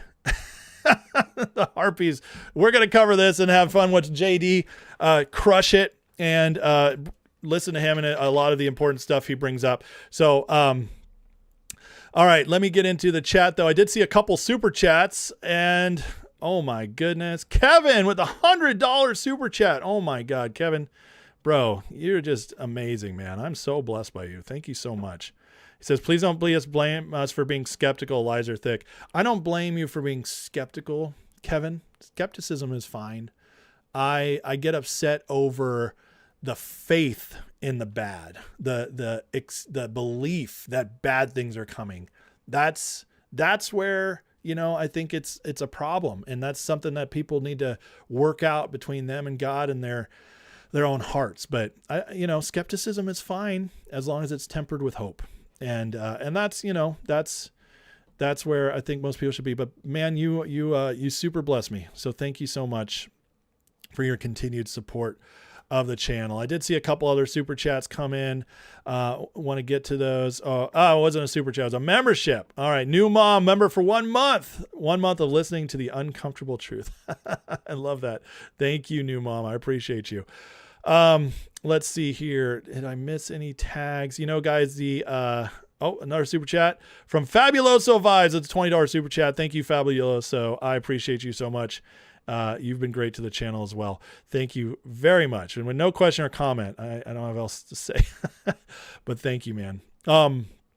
Guys, I am sorry the chat cut off some of the older chats, which is what YouTube does. And it's one of the reasons I say like the only way I can promise to read your stuff is if you super chat, because YouTube saves those. But yeah, so if you did have something you wanted for me, please try to write again and tag me. Fusion says, bet on the Save America Act on the prediction market. Right now it's only 8 cents per contract. Put your money on Trump. Man, that is interesting. 8 cents. That's pretty low. That's pretty low. You could have a 10 time turnaround on that. Let's see. Make money off my knowledge. We'll see, man. We'll see. I do get nervous with betting. I got to tell you. What else did I miss here? Andrew Thompson said, did Tom Luongo nickname Secretary Pat Bessent? He calls him Big Gay Patton. He calls him Big Gay Patton. It's hilarious. Yeah, because he's a general. Because Trump and Bessent understand that economic war is the real way to win. It really is. Excuse me. Let's see. I think somebody asked if Modi earlier is a globalist. I'll tell you this about Modi. I think Modi not Iran, what's it called? India. I can't believe that slipped my mind. Modi in India. I don't know if he himself is a globalist. Trump seems to like him, but he is controlled by the globalists. City of London control India still. Why do you think they're using Indians so often to take over our tech companies, to flood the zone in a lot of our professions with H-1Bs? They're taking over Canada. So that's important to recognize. Kevin with the $100 super chat again. Man, another one, Kevin. Dang, man. I'm like floored by you. Thank you so much. He said, some of us lost kids to the fake rainbow. And brother, I am so sorry to hear that. Listen, man, I have my sister, my sister, my youngest sister was, she went wild She did all kinds of crazy stuff. And after all that, she settled down and got married to a chick. And then she got divorced to that chick. And now she has married a trans person. So I get it. I understand. Thankfully, it's not one of my kids. I can't imagine that. I'm homeschooling my kids, and hopefully that makes sure, and raising them in the church. Hopefully that means they'll never go down that road. Also, most of them don't want to go to college. I'm teaching them to be business people, not college people. So I'm hopefully going to avoid that. It seems like right now they're all on the right track. But yeah, you never know once they go out into the world, because the world is scary. But I'm praying for you, man. That's so sad. And I hope, you never know. It says, teach a child in the way they should go, and they will turn back to the Lord. And I'll tell you, with my brother, I was raised by pastors, my mom and dad. My dad was a priest, and my mom did a lot of stuff in the church. They loved Jesus, raised us well. We went to a Christian school. And, my brother got into drugs, though, at a young age, 14. And he never quite kicked it. And he got really rough, and he had a lot of hate in his heart. And he grew up, and he tried to commit suicide by overdosing multiple times. Never took. And he was just covered in prayer by so many people. And when he died, which I got the phone call on my birthday that my brother had passed away. I was my 32nd birthday. I got the phone call that morning as I was driving to do something with my wife that my brother had passed away in the night. And he had asthma really bad. And he had an asthma attack in the middle of the night, and the paramedics didn't make it in time. So my little brother dies. Well, I was very sad, and I was praying that night. I wasn't close to my brother by that point. He'd just gone so off the deep end. But I was praying that night, and I heard the Lord's voice say, "Don't worry, he's with me." And I thought to myself, well, that's crazy, but I'm going to trust that. I want to believe that, right? That he came back to God before he died. Well, I went to bury him. I was in Texas. I flew out to California to bury my brother. And while I was there, a pastor mentor of mine from when I lived in California wanted to talk to me. And he pulled me aside and he said, "Hey, I want you to know something. The night before your brother died, he came up to the church. He needed food. He was really struggling. And we got him food, at our food pantry. And then he pulled me aside and he said, "Man, I want to get right with God." And he said right there, he led him back to the Lord. And then the next day, my brother died. And some people will say like, "Oh my God, I can't believe God didn't give him life after that." Well, I look at it this way. I think the prayers to save my brother kept him alive until he came back. And, he'd made so many poor choices in life, been so hard on his body, that he probably shouldn't have been alive. It was probably prayer keeping him alive. And when he finally came back to the Lord, that's when God was like, "You're home, and now I'm going to let you come home." And he, the grace lifted because now at least he was going to have eternal rest. So that's what I choose to believe, and that's the story of my brother. And I'm just letting you know, like, sometimes it happens in the last minute, but it can happen. So just keep praying. And you never know what will happen. So, but that's the story of my brother. Let's see. Tammy says, "Where do I find your clips?" That's what you want to post on your account. They're on my channel. I break up all my segments into standalone videos for people who don't like watching the long show. All right. Anything else before we go on here? Fusion says, "Who's my favorite Democrat?" Yours is Harry Sassone. Dude, I can't listen to Harry. He drives me crazy. I don't have a favorite Democrat, I don't think. Maybe Stephen A. Smith, because he actually has some. Actually, I kind of like Bill Maher, and I know that sounds crazy, but because he's got crazy stuff to say. But Bill Maher hates wokeness. He really does, and so I love watching him challenge all the celebrities all the time. So, let's see here. Thanks, guys. Motley Cruel, $5 super chat. Thank you so much. Says, "God's so good. Excellent testimony. Thank you for sharing. I have a similar story." Wow. Well, thank you for sharing, Motley Cruel, and thank you for your support. I appreciate that. Okay. We got to get in. And, yeah. Yeah, well, thank you guys. I see all the beautiful things you guys are saying. I really appreciate it. One of the reasons I don't get swayed by the crowd or upset with like the crowd, is because of like what I've been through. My brother, my parents losing them in a car accident. So it gives you perspective, and it also kind of makes you stronger if you let it. And stronger in a hard way. It's not that my life's better without my parents. I want them to know my kids. It's not that my life's better without having a brother who would have been maybe a God-fearing man and a family man. I could have shared that with him. So it's not better without them, but God uses everything for good. So, Violence of Poetry says, chat seems to eat it the first time. My theory, the Dem powers that be don't want Newsom to be candidate in 28. That's why CNN isn't protecting him. You might be right, but I don't. I think the left is kind of like, we'll take whoever. I really don't think. I think they're so desperate to win in 28 that they don't want anybody to go down. Honestly, I think they just want everybody to have a shot. Okay, so I don't necessarily agree with that. I think they're kind of forced to tell truth to some extent now. All right, we got to keep moving on because we're already almost an hour and a half into this, and I've only done one segment, so got to keep it moving. But thank you guys for the support. You guys are incredible. Really appreciate it. Okay, So, JD Vance made the rounds yesterday. He went into enemy territory. He went on The View and Fox News with Jessica Tarloff. And he went to Megyn Kelly's show. And there's been a lot of criticism of why would he do this? Well, I got to tell you, I think it's brilliant. And but first, I want to show you what a good example of what being on The View is like for a conservative.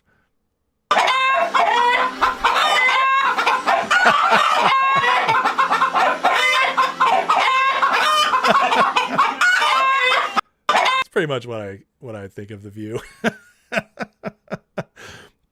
But JD Vance, who I do believe will be the presidential nominee in 28, for a myriad of reasons, unless he chooses not to be. But I believe it's his to keep.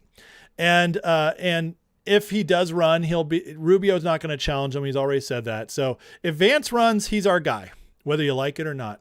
And I got to tell you that I continually believe, I've said this before, I think Vance is, to give it a biblical analogy, I think Trump is like David. He's breaking the system. He is reestablishing the nation to its strength, its full strength. He, because once David became king, he defeated all the enemies and he set it on a path, but he was a king of blood, a bloodshed. He was a warrior. The next king that came in was his son Solomon. And Solomon got allowed to build the temple, gave him wisdom and knowledge beyond everybody else. And Solomon took Israel into its golden age, where they had more wealth than any other country. People would come from all around. Now, Solomon failed ultimately because he didn't heed the warnings and he got involved with too many women and started chasing after their religions as well. And he lost himself by the end. But this was Old Testament. This is before Jesus, which is a big difference. And so we don't have to look at Solomon's end. We can celebrate the transition in the beginning. And we can see what God wants to do. Well, I do believe we're in a similar situation. And I actually believe Vance is a David figure. A Solomon figure. And what I do believe is that Vance could be the one who, after Trump, is the war machine that gets us on track. He defeats the deep state. He reestablishes our new foundations to move forward. Because he's only got 2.5 more years, guys. You can only do so much. I do believe Vance will be the one who starts bringing healing to the nation and steers it, building on the foundation Trump's given us into a new era. And one of the reasons I believe that is because JD is so unbelievable at communication. And this is a perfect example. He went into the harpy pit and handled it with amazing grace and wisdom. And here's a clip on this. And we're going to play a few clips right now. And you were talking about people.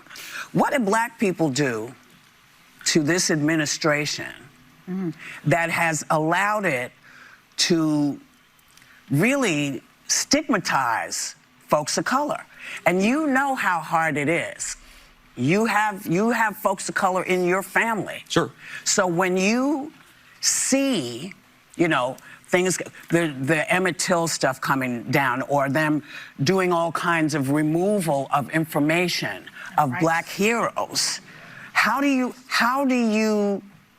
that sit with you? Nonsense. Well, what exactly are you talking about, Whoopi? Because you just I know Emmett Till was the kid. No, I want to know what she's. You don't know what I'm talking to about. Your actual point. So in a lot of the museums, there's so many. You know, where they're taking. There's so many examples. She can't think of one. This is the liberal mindset. But this is amazing because in front of everybody, JD didn't fight back. He handled it with grace. And in front of everybody, Whoopi just looked like a moron in front of her audience. This is why you go on these shows, okay? This is why. If you're, you know, or you could be like Marjorie Taylor Greene and be like, yeah, I'm one of you now. You know, you got to be wise in who you're looking at, why they go on the shows. But it's pretty clear why JD went on here. Down the actual history that happened in this country. Slavery happened. All kinds of stuff happened. And it seems that it has been very easy for this administration to remove that and also to denigrate black folks who have worked their behinds off to get this American dream. How do you, I mean, you know better. They just clapped the word side. So, you know what I'm Sonny, talking that about, was right? actually a very helpful intervention because I think the story you're talking about is where, you know, allegedly the administration is holding back the appointments of people based on skin color. I've seen the story. I'm talking about a host of things. I'm talking about black history getting erased from public spaces. Black voter districts are being dismantled. Black leaders are being sidelined from our ranks. Where do Americans of color fit in this vision? Because it doesn't seem like we fit. I think, Sonny, my view, They don't even let them talk. Since October of last year, there's been something like 6,668 refugees allowed into the country. All but 3 were white South Africans. Thank God. So, first of all, I'm very skeptical of that number because we have a lot of different immigration pathways in the United States of America. But let me just address Whoopi's point. Look, first of all, you asked the question, and maybe you don't believe this coming from me, but I think everybody is welcome in our political coalition. Frankly, even if you didn't vote for us, everybody is welcome in our country so long as you're an American citizen with the duties and the legal obligations and rights to be here. But Whoopi, let me just give you an example of this. Okay, so you say that we're anti-minority or anti-black. No, I didn't say that. I asked. See, well, that's exactly what you're saying. Exactly what you're saying. That whole freaking thing you just said was exactly that. It's exactly anti-minority, but whatever. Okay, fine. Fair. Don't start any stuff with me, man. Don't get me in trouble. Don't start no stuff with me. But by the way, guys, if you get annoyed by me starting and stopping, I have to do this. Otherwise, if I go a long clip, like 2-3 minutes, they're probably going to kick me out. Okay, like they'll probably stop my stream because of copyright issues. So just letting you know, like I need to start and stop. I misinterpreted your question, but let me answer your actual question there. What I'm saying, I think, okay, look at Washington, D.C. One of the most democratic and one of the blackest, by share of population, blackest cities in the United States. They call it Chocolate City. Has seen a radical decrease in violent crimes and sexual assaults and in murders. We have tried to take the crime issue seriously, in part because we believe everybody, whether you're black or white or rich or poor, deserves to live in a safe neighborhood. why does the crime? Where does the crime step in? This is not about crime. This is about women lost their jobs. Right. This is about human Sonny, rights. What you're saying is we got to do. By the way, you know how hard it would be to handle this when they're just jumping at you from every single level, and he's handling it with grace. Remember, this isn't for them. This is for all the people watching. All right. Millions of people watch The View, or at least these clips. Millions of liberal women, moderate women watch this. Mostly conservative women don't. But they get to see the attacks. And yes, 8, 9 out of 10 are probably just cheering it on. Get them. But there are going to be a few that listen and be like, wow, he's handling this very well. And they're going to listen. They're going to be open to hearing him. Let him talk. And this is why you do this. Do more on the economy. And Black history has been erased from public spaces. Black history is not erased from public spaces. Guys, we do have to get to Iran when we get back. There's some very important news to I'm get telling to. you, we celebrate Black history. We celebrate all American history. In this administration, you guys might be skeptical. So, you know, he didn't get to call him out too much there. But here's they tried to bring up Epstein next. And this one's great. Because I can tell you right now, tons of people have never heard this before.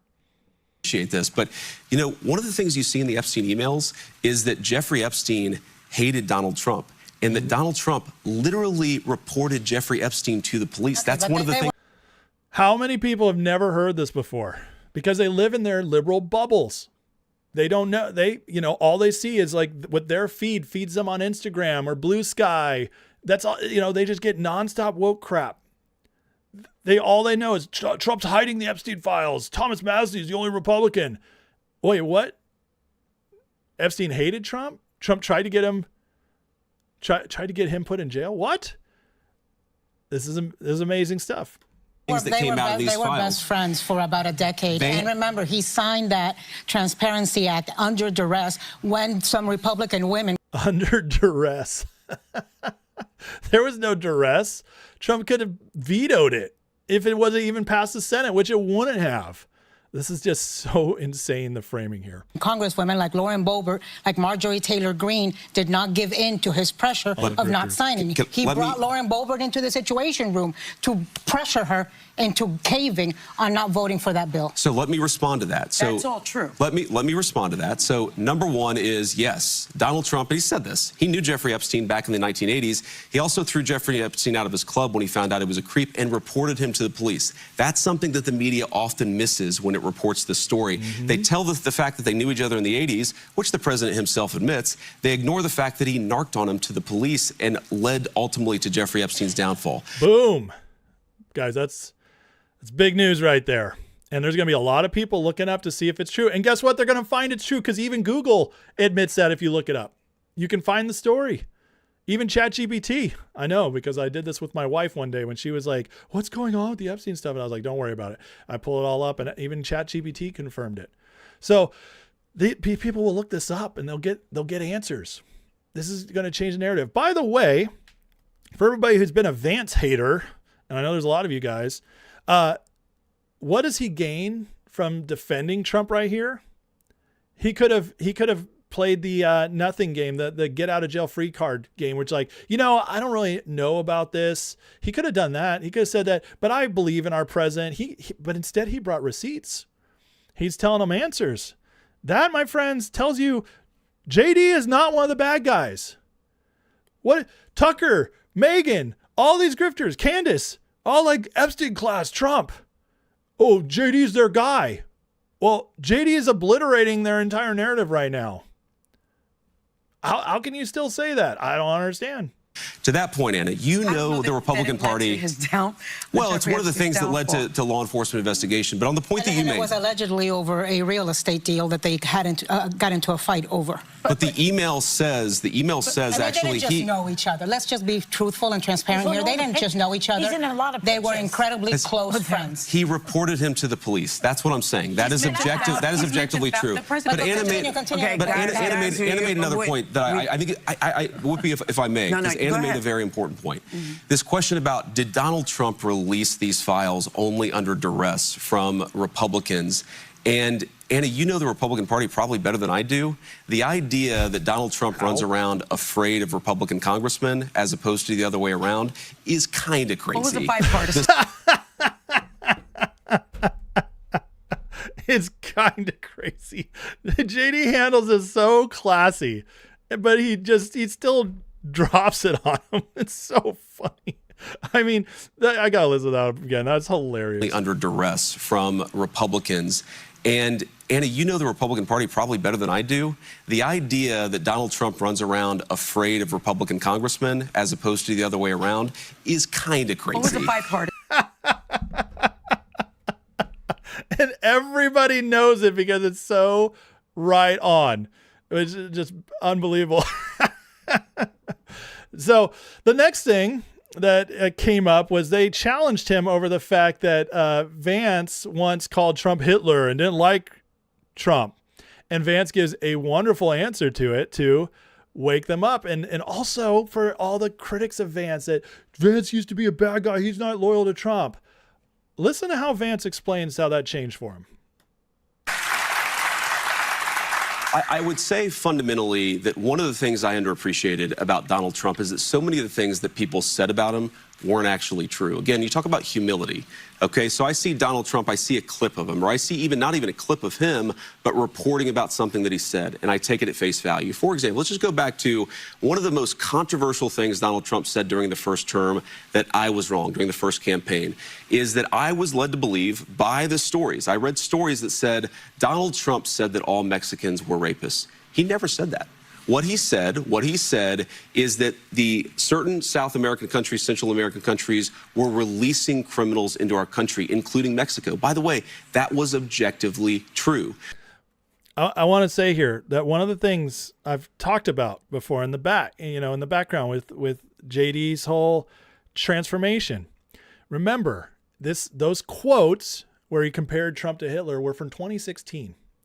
JD is younger than I am. Okay, he just turned 42. I'm turning 43 this year. He's a year younger than I am. So you're looking back 10 years, 30s, 31 years old, 32 years old. You know what you are when you're 31, 32 years old? You're still kind of dumb. And I mean that very nicely to everybody who is in their early 30s here. What I mean by dumb is that you just still are learning. There's still a lot to learn. We're all growing for our whole lives. But trust me, in 10 years, you're going to have different thoughts on stuff. You're going to learn things. And JD's admitting that he got sucked in, which makes sense because at that time, I believe at that time, he was working in the tech sector, which is super liberal. So it makes sense that he would have gotten the wrong information. And what he's saying is, I learned otherwise and it changed. Oh, imagine that.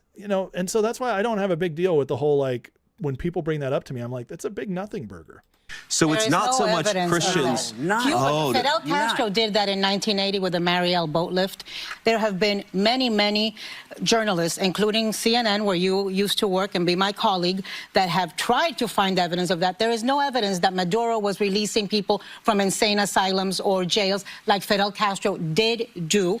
This was made up, and we just can't, accept it without pushing back. Anna, we know that there were people who were released from prisons who were encouraged to come into the United States. It wasn't the Mariel, Mr. Vice President. It wasn't where it was like a purposeful release, open up the jails, open up the insane asylums, and let people flood Florida. I've been through that in Miami. If you go, it may not have been like Mariel, but if you go back to the caravans that were happening in 22, 23, we know that those things were funded. They were in some ways supported by the government. There was absolutely so I don't know how you define support or not support, but if people are encouraged to come into our country after having spent time in prison by their own governments, I think that's a problem.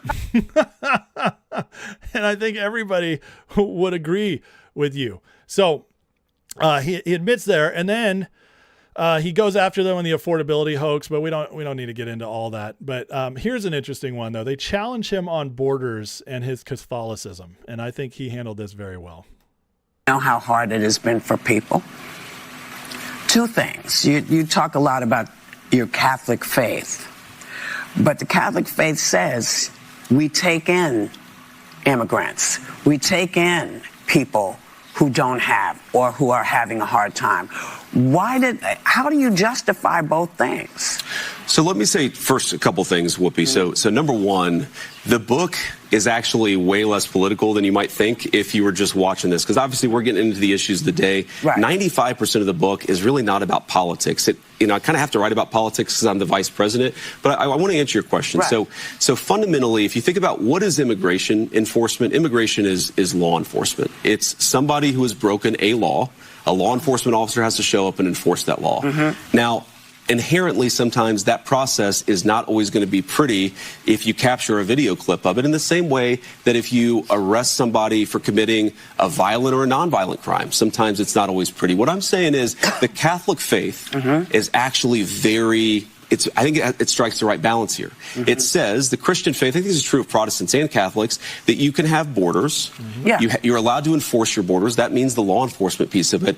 But you also have to take certain precautions and certain care, okay? And again, you know, your argument is fundamentally, Whoopi, you're saying that we don't strike the right balance. I disagree with you about how we apply that, but nobody hopefully is saying we're not allowed to have a border. No, what I'm saying is that in order for us to actually enforce the law, you can't set a standard that says you're not allowed to deport anyone unless they've committed a violent crime. How do you argue with this? See, this is the kind of thing they never hear. And again, even if he reaches 5% of the people watching this, that's awesome. 5% in an election can lead to a landslide. Do you understand? Like, this is a big deal. And what he just said was so brilliant. He just broke it down so well. And this is, I'm telling you guys, Vance is the great communicator. He is. He handles it so calmly. He makes it make so much sense. He got them to admit you should have borders and it's a law enforcement issue. He got Whoopi to admit that. I mean, I'm saying, like, when you come across this way, it's like how he handled Waltz in the debate. When Waltz would say something crazy, JD would come back and be like, well, what I think Waltz is trying to say, what we're trying to agree on. Well, meanwhile, Waltz was like, yeah. Like, he like made him look like a total moron by being so nice. And that's like, they don't know what to do with this. They thought they were going to get a fight, and that's not what they're getting. And, you know, this is really funny at the end here, but it kind of gives you an example of like why I think Vance is going to win with a bigger, I think he's going to win with more people than Trump did. And it's because of reasons like this. In the book, Mr. Vice President, you make a mea culpa of sorts for calling Democrats childless cat ladies. Oh, man. My most boneheaded comment. You say that in the book, that it was boneheaded, which it was. Thank you. What were you thinking when you said that? So Joy said when we were off air that I'm fine, which I think is about the best endorsement that I'm going to get out of Joy Behar for Republican. Thank you. He just got Joy Behar to admit that she gave him a compliment. So, you know, it's stuff like that it is going to matter. It is going to matter. And listen, like, The View on average reaches 2.5 million viewers an episode. 2.5 million viewers. You add to that all the clips that are played, YouTube clips, X clips, whatever. People watch it. It reaches 3 to 4 million people an episode based on all this. Guys, and it's almost all women. I'd say 95% women. And 95% of those women are moderate, like moderate left watching it.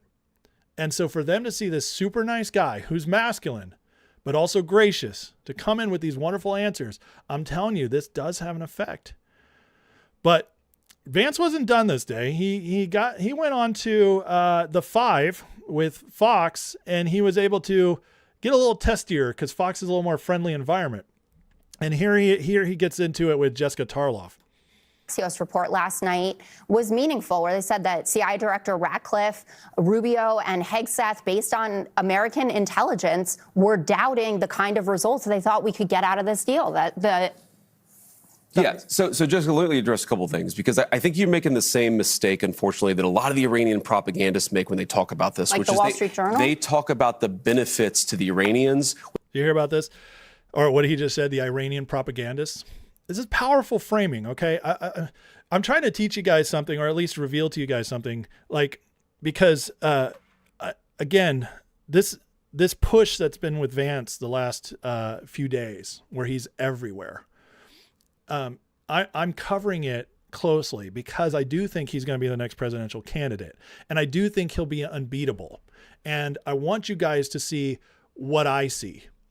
And his communication skills are unbelievable, but he's also very MAGA. And he's showing us how to be the future of MAGA, especially if he's the leader, will be even a broader tent. Because Trump is, I ultimately believe, history, no matter how good Vance is, Trump will be the more important, better president because he's the one beating the bad guys. All right. But the future of MAGA itself and what's ahead for America because of what Trump's doing is very bright. And Vance is one of the reasons for that. With his way of communicating, so as wonderful as Trump is, and we all love him, and we understand like why he does what he does and how he talks, but that does put off a lot of people in the middle.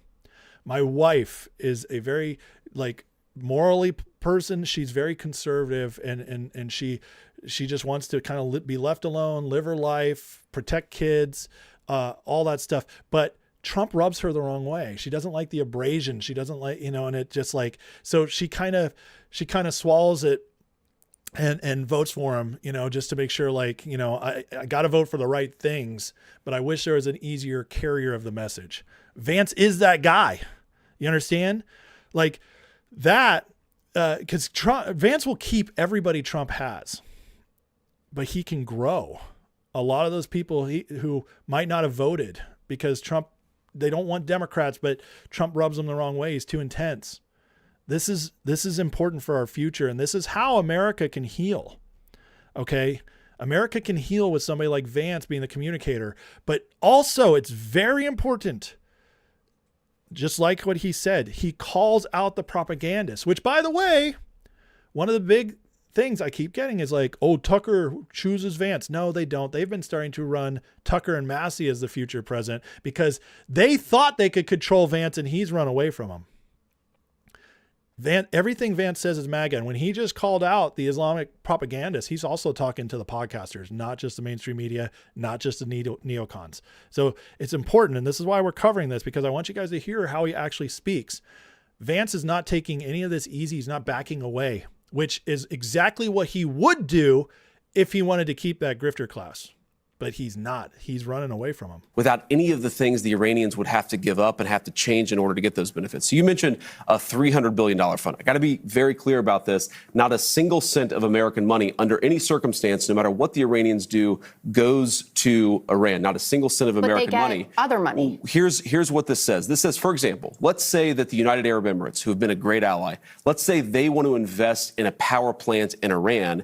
What this deal provides is that if the Iranians have done everything we require them to do, then we will allow the United Arab Emirates to do that. Because they can't do that right now without American approval. So we're fundamentally saying if the Iranians transform how they interact with the world, we will transform how the world economy interacts with Iran.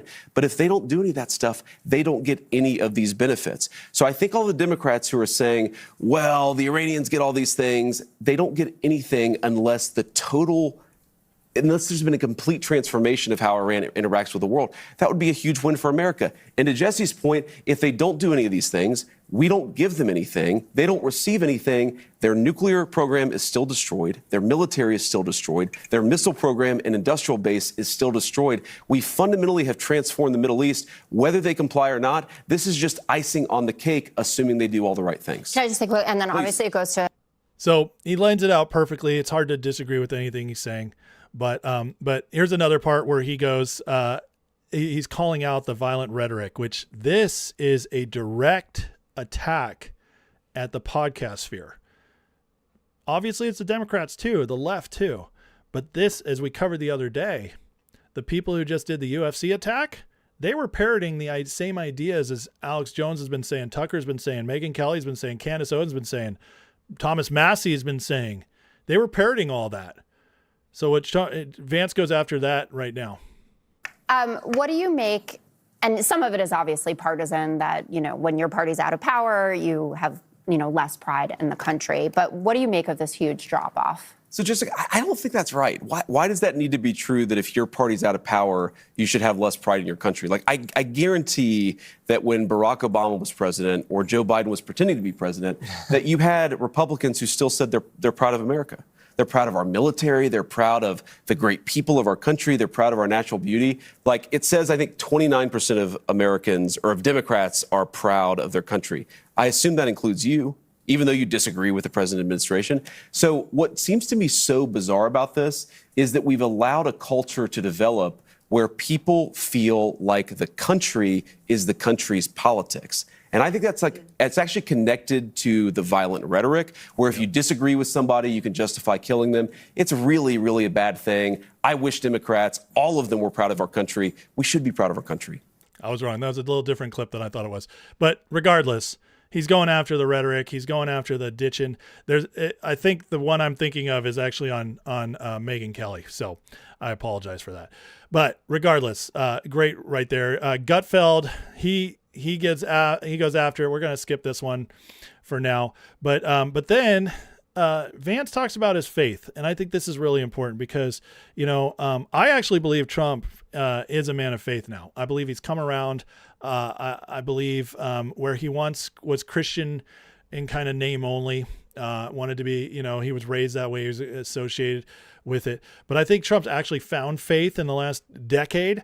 And there's a whole reason I could go into that, but I don't have time for it. But he'll never be able to communicate faith like JD does. And this is also important as well, because I can tell you as somebody in the church, there's a lot of Christians who won't vote for Trump because they think he's too brash and they don't like how he acts towards stuff. And so they just stay out. Whereas Vance is going to bring them back in.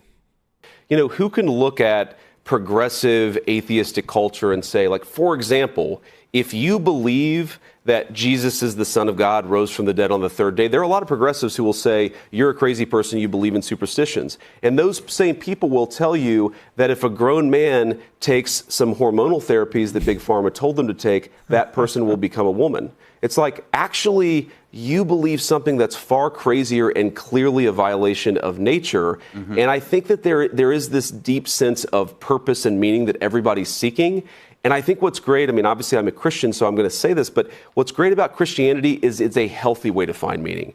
But if you try to find all of your meaning in politics, or you try to find all of your meaning in worldly things, I think it has a very distorting effect. And again, that's like part of how I found my way back to faith. Because I was an atheist, I thought I was better than everybody, and I realized, you know what? This is actually not making me a very good person. Or a happy person.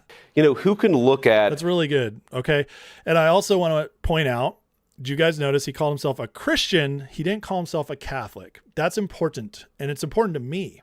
Because as a Christian, I do believe, we all have different ways of worship. You can choose to go to a certain church and, practice that. That might be your preferred way of worship. That's fine. But the whole idea that like you are your denomination is crazy to me. And so Vance shows me that he's unapologetically Christian, and he's not making it about the denomination, which I think is very powerful and important. And I'm glad he did that, because if you listen to a Democrat say like Joe Biden's a great Catholic. What does that even mean? Because if you're not professing faith in Jesus and you're just claiming your church, that's a great way to hide. Because there's a lot of people who can go to church who don't abide by the Bible or Jesus at all. So that was really important and good. Now, he also went on Megyn, and we're only going to play a couple of parts here, but he went after the people, the neocons like Mark Levin on Megyn, and listen to this. This is another reason why I think he just handles this so well. So we've seen him go after the Democrats. We've seen him be very pro-MAGA, defending the president, going after the whole Epstein grift, all of that. And now he's also putting the neocons in his sight. Vance deal. I wonder why he doesn't call it the Trump deal. I wonder too. There is Ben Domenech, who was on a special report last night, called this the hillbilly Obama deal. I wonder who that's a reference to. Seems to be a shot at you, sir. Not bold foreign policy. There's a guy named Yanan Magal, who is an Israeli journalist who's very close with Netanyahu, who is basically his mouthpiece, who called you a lowlife, called Donald Trump a loser. The Israeli ambassador to the United States called this so disappointing. Then there's Mark Levin, who's been rage tweeting about it every 5 minutes. He demands to see the memorandum. He demands that this be treated like a treaty, to where now you have to get congressional approval for the MOU. The Constitution does say you need approval to declare war, which Trump doesn't think he did and didn't seek. But now, and he defended him on that. But now that we're ending it, which you definitely don't need congressional approval for, he wants this treated like a treaty and is demanding you go before Congress. Do you hear that? Listen, I can't stand Megyn Kelly anymore. I can't. Okay. And I had a lot of people reach out to me and say that Jay was crazy to go on Meghan's. This proves he's still on the dark side, which I think is so stupid, but we'll talk about that at the end here. But the point is like Meghan did a good job right here. I'll give her props where she actually said all the neocons are playing games. They're reversing it. They're going against what they initially said. And JD handles this really well. Sir. Well, to be clear, I don't think that congressional approval was required. I really firmly do believe that the president, was never a full-scale war in the conventional or legal sense of it. So we definitely made sure that we dotted our I's and crossed our T's here. So I wanted to defend the administration on that point. But it is kind of ironic that they're really, really worried about stopping this thing, but they were completely gung-ho about starting this thing. And look, I want to be responsive and charitable to some of these concerns. So first of all, why do they believe Iranian propaganda only about one thing, the peace deal? They don't seem to believe Iranian propaganda, rightfully so, about anything else. So if you're in the position of endorsing Iranian propaganda only when it's related to this peace deal, then maybe you should check yourself a little bit and question your sources. Listen, some people stab you with a knife and some people poison you. Vance is a poisoner, okay? He doesn't just come out and kill you. He does it slowly and you don't notice it. And for everybody who thinks Vance is weak and we need somebody tougher, guys, I don't understand because I see him answer every single criticism, always have a strong answer and never back down. So I don't know what, strength looks different to different people and how you handle yourself. But this was a wonderful answer. And he just put them all on blast. Why do you believe Iranian propaganda now, but you didn't before, to the neocons? And so he's everything he's showing you guys is that he's taken the MAGA position on everything without apology. And that to me you don't do this. You don't do this on Meghan's show anymore, right? I mean, Meghan's completely turned. And now he calls out the people who have turned against MAGA, which is hilarious because Meghan's one of them. A lot of people don't agree with us here. They're very, very angry over the Iran war. It was like their number one issue. And they feel like Trump is not the man they thought he was because he betrayed that promise and didn't explain much about it. And I understand their feeling too. But I will just say that you see that she said, I understand their feeling too. That's for the audience because Meghan's trying to play both sides right now. And she's trying to remind everybody who still watches her like, oh, yeah, I still hate all this, too. But she's also trying to get along with Vance and be like, well, what about these people? And acting like as if she's not one of them. So ridiculous by Meghan. But Vance doesn't pull punches. Podhoretz and Levin and all those guys, that's the original Never Trump crew. They hated him. I was there. I had those people coming on my show saying, absolutely not, never Trump. And then they embraced him like a bear hug just as soon as he decided he was going to attack Iran and was cozying up with Israel. And that's their main.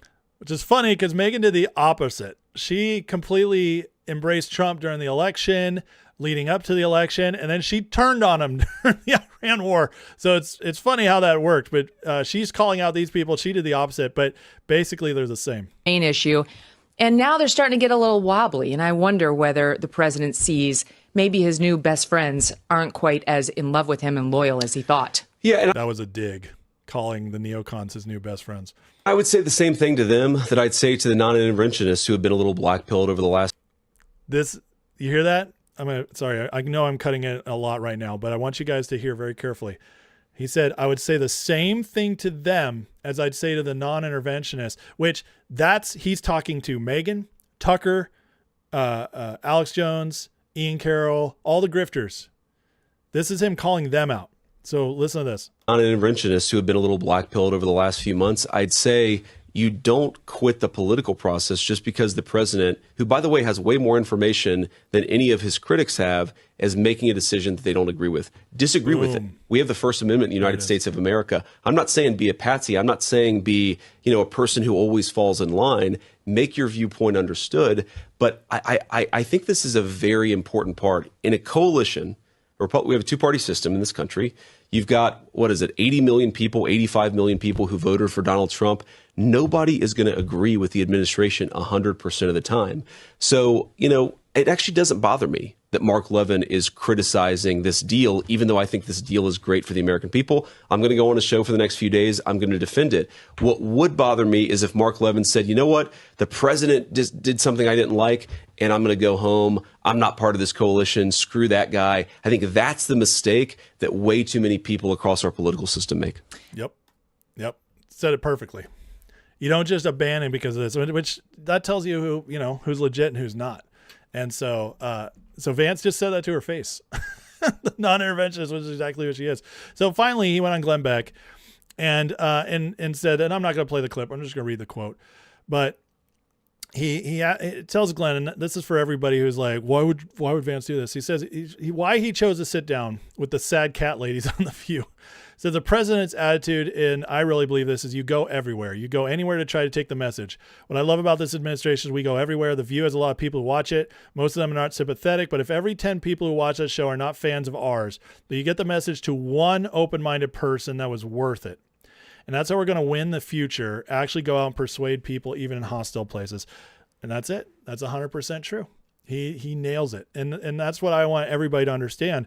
There's a reason to do this. It's brilliant to do it.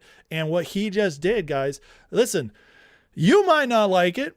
You might have thought he was too soft or went too easy. But I tell you what, this wasn't for you, because every single one of you who supports Trump and loves what we're doing, well, when it gets to 2028, if Vance is the nominee, you're going to vote for him, because you're certainly not going to vote Democrat.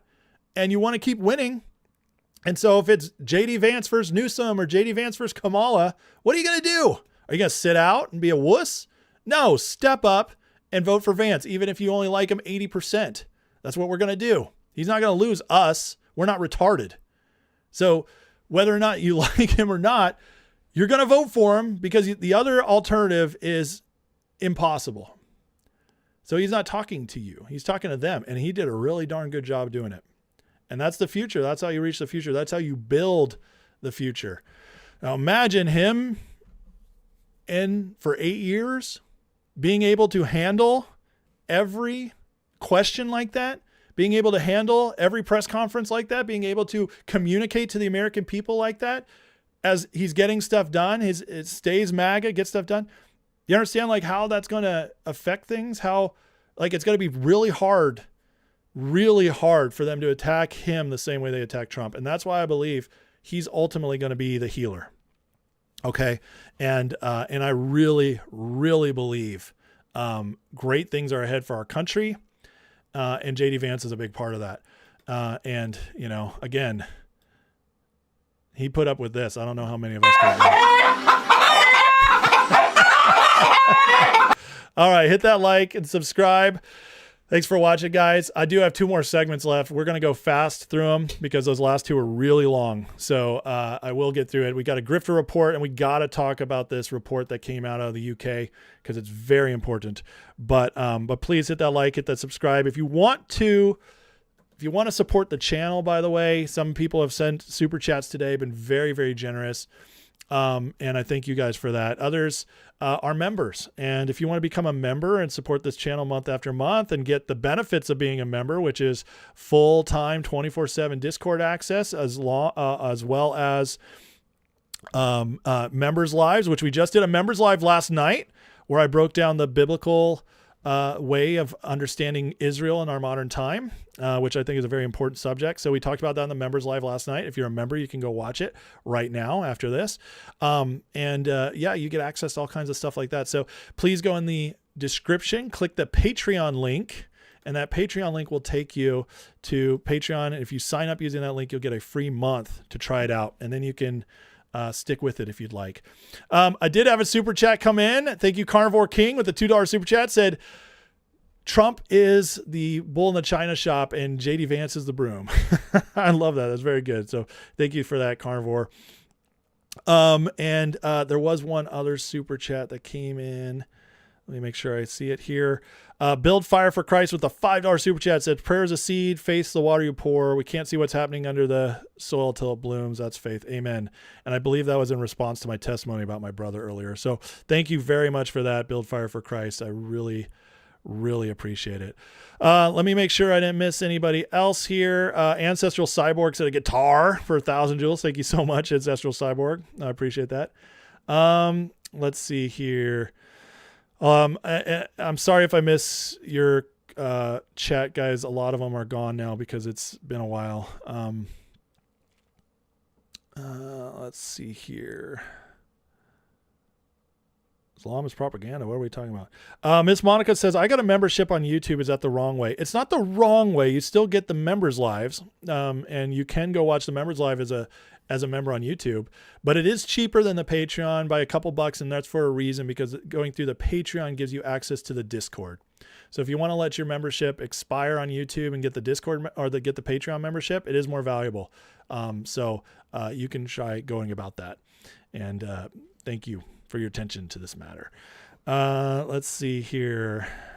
Anybody else?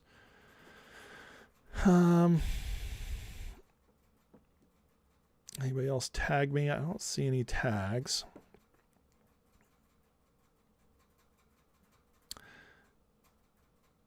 You guys have your own conversations going on. That's awesome. Light Life says, I've disagreed with our president many times, never insulted him or diminished his name, could not fathom doing so in a public. I mean, I agree. I mean, we chose our leader, right? And we got to see this through. We got to see it through. Bev says, this is the best community on YouTube. Thank you. I try to keep it that way. So Freenet says both Patreon and YouTube. Well, thank you. I appreciate that. I greatly appreciate that. Gen X Magnet said, I signed up last night, only 7 days free. I don't care. I need to figure out how and where to get the members only stuff.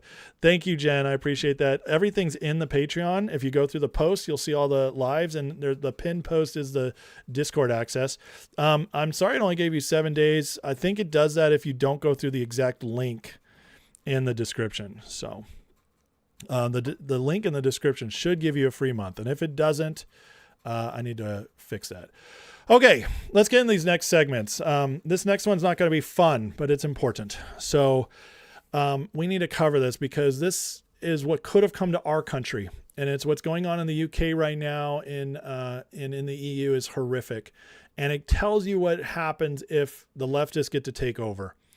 And my hope is that as this stuff keeps coming out, it'll push reform out there. So last night, or yesterday, I should say, released was the Rape Gang Inquiry Report. This report is about the rape gangs in UK, and they are horrific. And they mostly are 90+% are attached to Pakistani Muslims, and most of them immigrated in through these open board policies of the last few decades. So the full report's available. I'm going to try to avoid some of the seedier stuff that's out there because it's just so awful. But I do need to share some details so we can all understand just how bad it is. And listen, I don't like doing this stuff. You guys know I don't usually focus on what's dark. I don't usually focus on the crazy stuff. I don't like to. There's a reason for that. I think it's more important to focus on what's good. But sometimes it's a good reminder to realize how awful things can be if we don't fight. And for everybody who's critical of Trump and what he's doing, he's saving us from this, okay? Saving us from this. And this is where we could have been headed with Kamala. For everybody like stupid Nick Fuentes and all the idiots who think that we should do accelerationists so that we fight back. Well, this is what happens when you allow them to take over.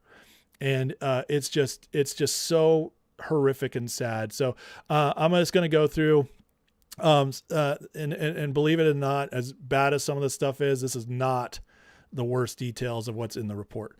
But from Scotland to London, children were raped, trafficked, tortured, and murdered. As young as 4 years old, passed on and sold by their mothers.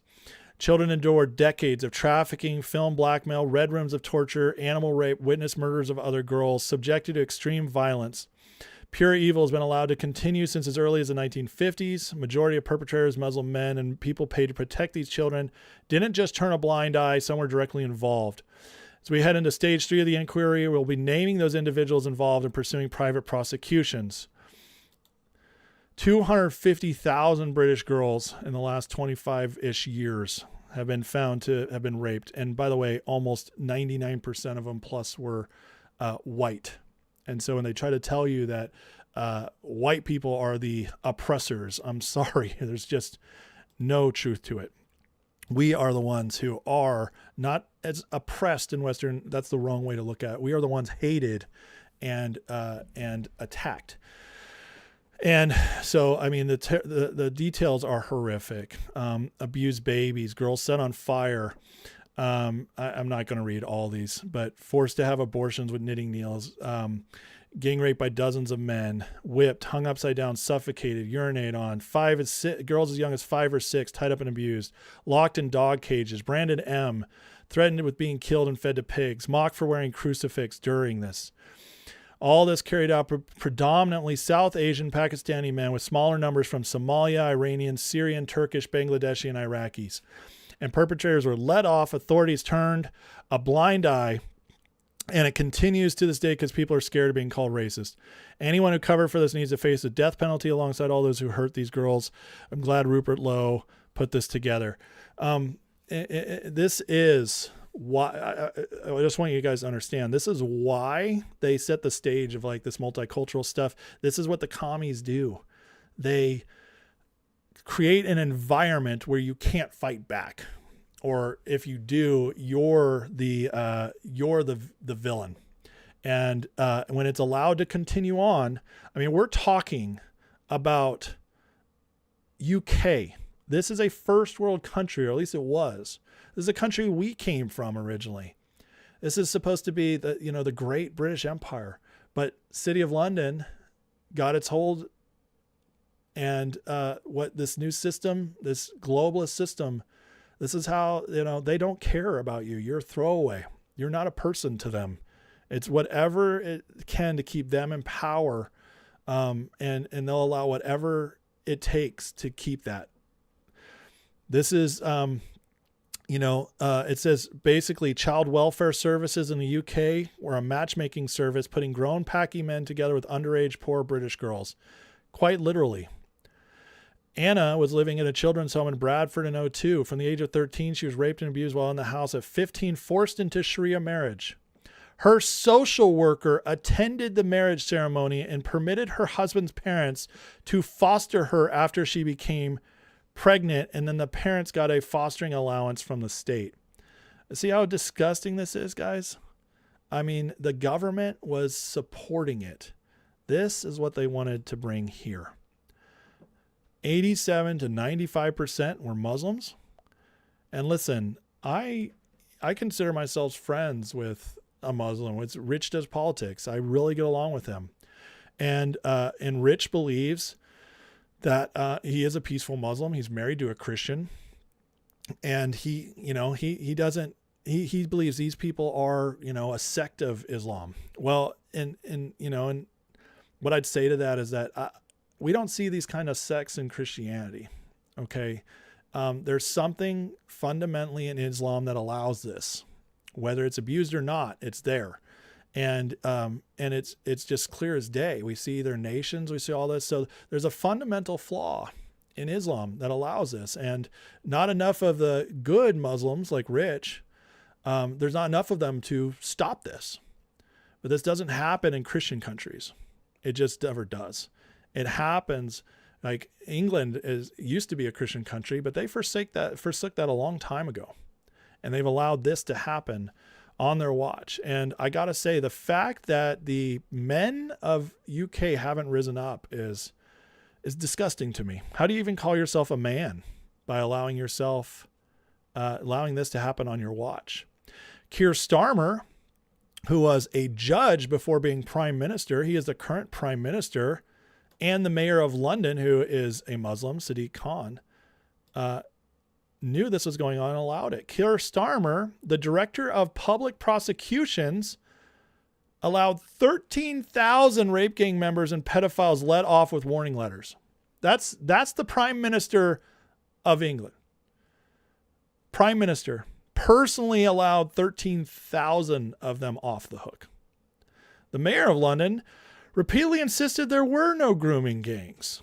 despite the fact that the investigation reveals Khan had direct access to the Inspector of Constabulary documents detailing the patterns he denied. They knew, and they allowed it to happen. It's so bad that the British police arrested girls because they were raped and spoke in public about it. Here's an example from the report. This girl, after being injured to her head and ear, severed finger, numerous cuts and bruises after going missing, she wrote a post on Facebook alleging she'd been a victim of grooming gangs. The post went viral. In half an hour, the police arrested her and she was sent to prison. That's what they wanted, guys. This is what they wanted here. Just horrific stuff. And as Stephen Miller calls it out, I mean, it's not just UK. This is what they wanted to bring here. The mayor of Los Angeles and the governor of California were in the largest sanctuary city and the largest sanctuary state in America. They refused to turn over tens of thousands of serial criminal illegal aliens to ICE. So they get arrested by state or local authorities and they get cut loose. They then go on to commit crimes like assault, armed robbery, home invasion, and murder. The most unimaginable, egregious crimes you could think of.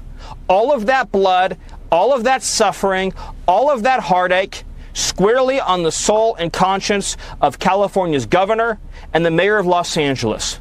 They are guilty of crimes against humanity. They are facilitating child trafficking, sex trafficking. Look, they think this is a game. They think this is a joke. This is life and death. When you meet with the families, as you have, Griff, whose loved ones have been raped and killed and slaughtered by criminal illegal aliens who have no right to be in this country, what Newscomb are doing and what Bass is doing are unforgivable. And God bless our ICE agents and Border Patrol agents for going out there and doing this mission on behalf and on the orders of President Trump to make America safe for our citizens. The Democrat Party seems to only care about two groups right now: criminals and illegal aliens. One election, guys. Imagine if we'd stayed blue. Imagine if they'd been able to take over and keep our elections blue, keep our country blue, start eroding our rights. The cities, like he just talked about, Los Angeles, California, a lot of blue cities where all this is going on, it's allowed to happen, and they turn a blind eye to it, just like they're doing in UK. The difference is that we didn't let them take over our country. That's the difference. That's the only thing that saved us. And it could have been so much worse. But the fact is it's not just Muslims running around. It is that system. It's that globalist system. And the thing is, it's that City of London, like the evil people who run this globalist system, that Davos types that want to take us over, that Trump is actually the one fighting against. It's everywhere. It is everywhere that they've touched. Thank God we fought it back here, and we're only going to continue to make it go away. But it is interesting how they tried to deflect, right? All about Epstein, tried to take out Trump while they're doing it. As he writes right here, the people who've been screaming about Epstein files nonstop ever since Trump took office are somehow completely silent on the confirmed rape of 250,000 little white girls in the UK. Kind of makes you think they don't care about the children. I say this all the time. What about the fact our FBI has saved thousands of children? What about the fact DHS has found over 100,000 children out of the 300+ thousand that Biden lost over the border? But they don't care about that. That's the stuff. That's the real work Trump's doing. But yeah, tell me again about how much the Epstein files matter in comparison. Are you kidding me? It's so stupid. And Rupert Lowe, who created the report and got out there, said essentially what's happened is a decaying political establishment imported millions of migrants from alien cultures entirely incompatible with the British way of life. Why? Because the British way of life was, at least in general, was more of a Christian way of life. That's the truth, guys. It's incompatible with a Christian way of life. Countries that were Christian didn't do this, but they lost it. They lost faith. You can't get back to a British way of life without a Christian way of life. You just can't. You have to have those values. And so he at the end, he ends with, Restore Britain will get called extreme, racist, Islamophobic, whatever else by The Guardian, Farage, Nadine Dorries, BBC, Daily Mail, Zach Polanski. I don't give a shit. I'm grateful there's finally a political political party with the courage to do what needs to be done. We're going to get our country back. We're going to restore Britain. So at least there's one man fighting there. Going to hope that it spreads. And this is the beginning of something. Because I got to tell you, this report is everywhere. And it's waking a lot of people up. And we got to pray that, the exposure is the sign that things are going to start happening. That's what we got to pray for. But again, guys, never forget that's what they wanted here. That's what they wanted here. And we're not going to allow it. So thank God for that. All right, guys, hit that like and subscribe.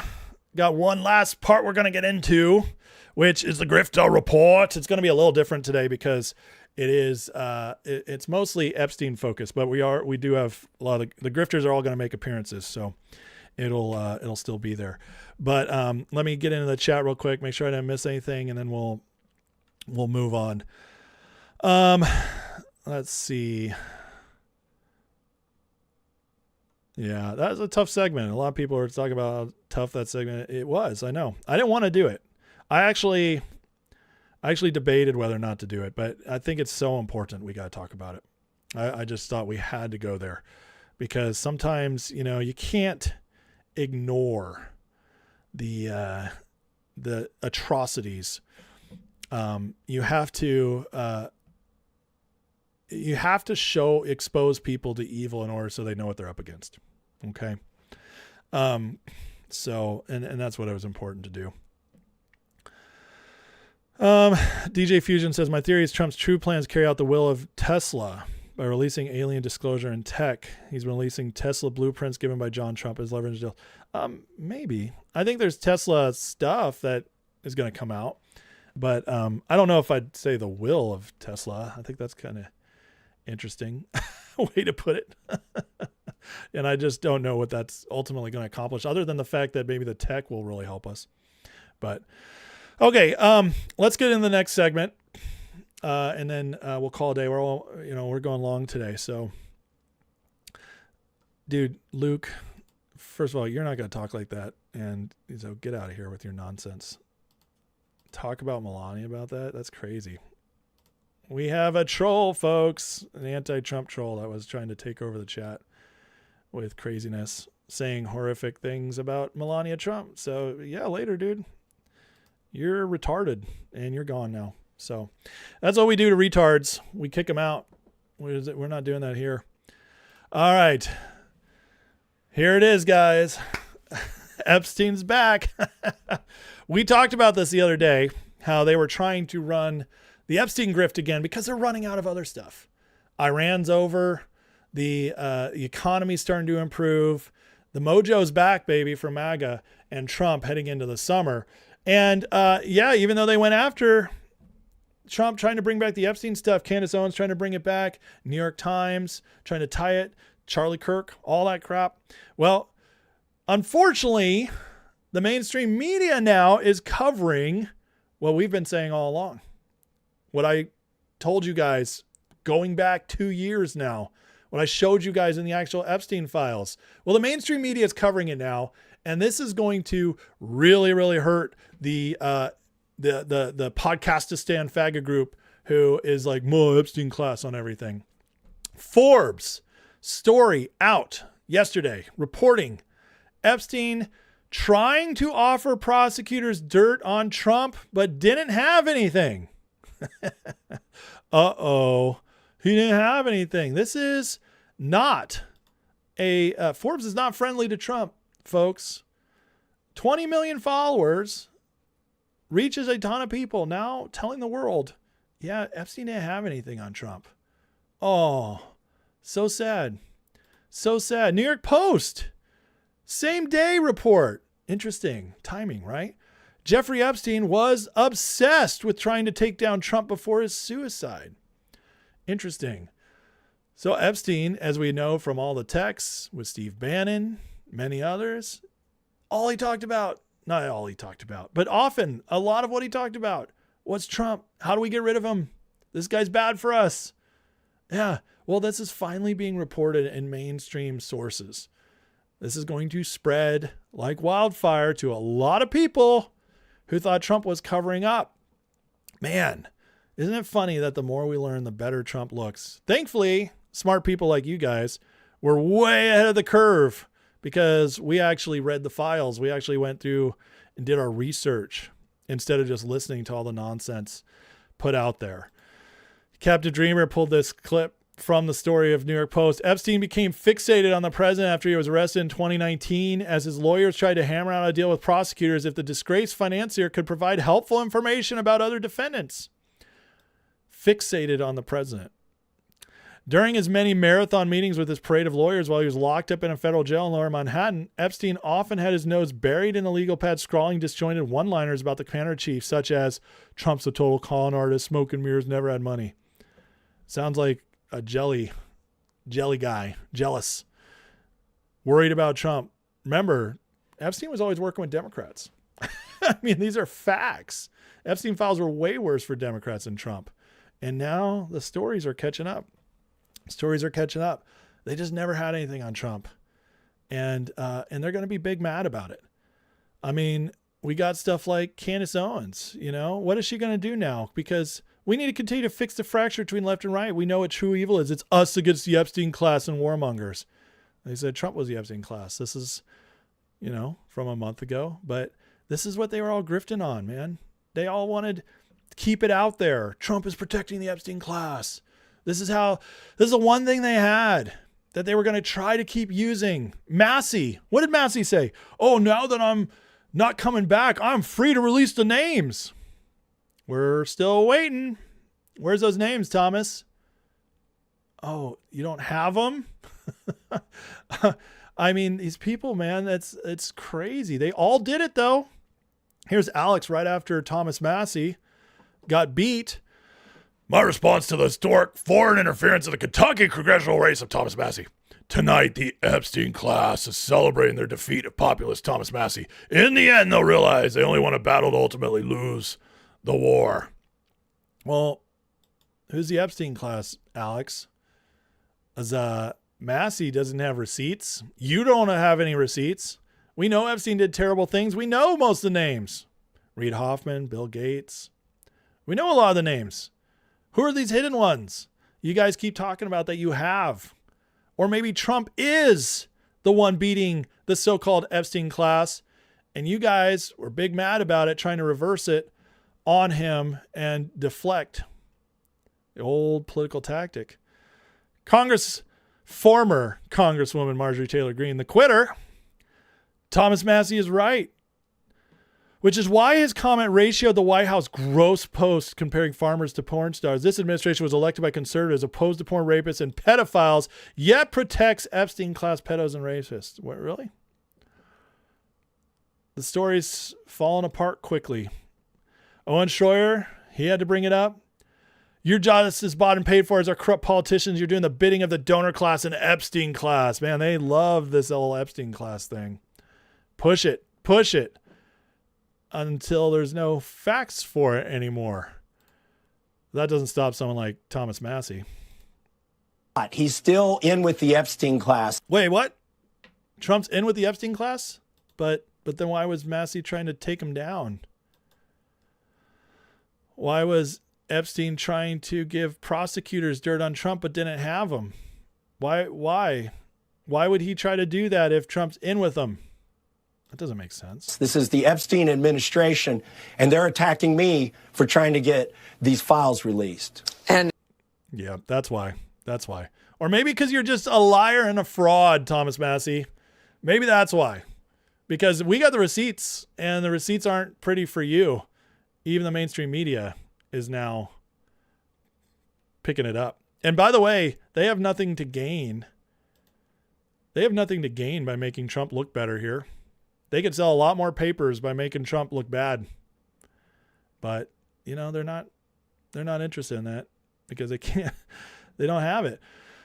Jacoby, after the rape report came out yesterday, it's been revealed 250,000 young British girls raped, gang raped, drugged, and trafficked by Islamists in the UK. Ian Carroll, all the grifters, silent. Candace, silent. Cenk Uygur, silent. Mehdi Hassan, silent. Anna Kasparian, silent. Tucker Carlson, silent. Alex Jones? I don't know. Is he silent? Candace Owens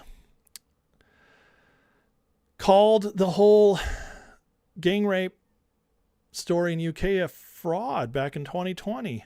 This whole narrative was pushed by the far right, the grooming gangs narrative, and then taken up by much of the mainstream media as fact. Singling out one community for the horror of child exploitation has been exposed for what it is, racism. That is your based Candace Owens, guys, just 6 years ago. Trying to cover up, help be part of the cover up, part of the problem of the whole groomer gangs thing. Meanwhile, she's really interested in the Epstein class. Yeah, these people don't care. Whose side are they really on? Because this is exactly the rhetoric that is used by the people who supported the gangs, by who covered for them. Interesting. Once you see it, you can't unsee it, guys. And so while the whole Epstein narrative is collapsing and continues to get worse and worse for all these people, they need new material. And so Alex is out there today saying, now the drone sniper attack was a fake plot. Listen to this. The drone sniper terror attack against White House UFC event is another fake plot manufactured by Deep State to repass FISA. Spying on Americans, 2 now for exclusive intel. Exclusive intel. Who's this guy? Is that Scott Ritter? Kind of looks like him. Oh, he's got a 24-hour stream. I'm not going to even be able to find it. But that sure looked like Scott Ritter. And I'm sorry, but Scott Ritter, the pedo who's wrong about everything about Iran. So now, even this attack, why would they want to hide that? Why would they want to cover it up? This attack against UFC. How Trump just came out today and said, hey, we'll push FISA off with Bill Pulte. We'll wait. We're going to make you tie the Save America Act to it if you want to get it passed. Does that sound like somebody trying to get FISA passed by a fake false flag? I don't think so, Alex. Pretty stupid. And, why he's out there parading all this out there, I mean, we're just getting more and more evidence that this stuff is legitimate. These people who attack, these people who are making, planning this stuff, like Antifa groups, like Annie No just put out, there's a 94-page indictment against 15 members of a Minnesota Antifa cell. It reveals a network of aliases, secret signal chat surveillance teams coordinated criminal operations. But that's similar to the UFC attackers, and that Alex just told us is fake. Really? Really, Alex? Is this what we're doing now? I mean, come on. Even Tim Pool's calling it out. These stories bury the lead. The leftist terrorists want to start a revolution. They intended to massacre fleeing civilians at the UFC fight. Says the plan called for use of drones detonated over the north side of the White House, prompting a rush evacuation and line of fire, awaiting snipers and attack. Proper set was designed to jumpstart a revolution in the U.S. They really wanted this attack to be something massive. And I don't see how it's leading to FISA. I mean, we caught it. We caught it without FISA. These people are crazy, man. They're absolutely crazy. And then they keep gaslighting us. They keep lying to us, the grifter types, which, most of you guys are smart enough to not trust them anymore. But we got to cover this because there's always people listening to them. There's people listening to them and believing the lies, even though they just keep getting exposed. Whether it's Epstein, whether it's the UFC fight, the attack on UFC, whatever it is they're lying about, it just keeps getting worse for them. And Trump's a big part of this because he keeps them on their toes. But because of what they're saying, terrible things keep happening. Erica Kirk, assassination attempt. They were plotting to assassinate her. And New York Post reports that assassination culture and anti-Christian extremism fueled the plot against Erica Kirk. Well, yeah, I bet Candace Owens stuff had something to do with that as well, right? Because Erica wasn't even on the spotlight until Candace Owens targeted her. It's at the point, guys, where, sometimes we have fun with the Grifter Report. We make fun of these people. But it's not fun when it gets serious, right? It's not fun when people's lives are endangered. And this constant lies and gaslighting and the games they play, things are going to ramp up. Things are going to ramp up because they're getting more and more desperate. So their language is going to get crazier and crazier. They're going to say crazier things, and the people who listen to them are going to use it as an excuse to do crazier things because we're winning. We're winning. The truth is getting out there. We're moving forward. The lies are being debunked. And even the mainstream media now is covering this stuff because it's just so obvious at this point. They can't avoid it anymore. And as that keeps coming out, the grifter sphere, Fagaland, Podcastistan is just going to lose more and more influence, which means they're going to get more and more desperate. And we'll continue to call it out because guess what, guys? Ignoring them didn't work. But calling them out to their face, breaking down this stuff, they're losing influence, and it's because we all turned on them. And we are breaking them down. So get in, losers. We're going losing, as Trump's meme said the other day, because that's exactly what's happening to this grifter class.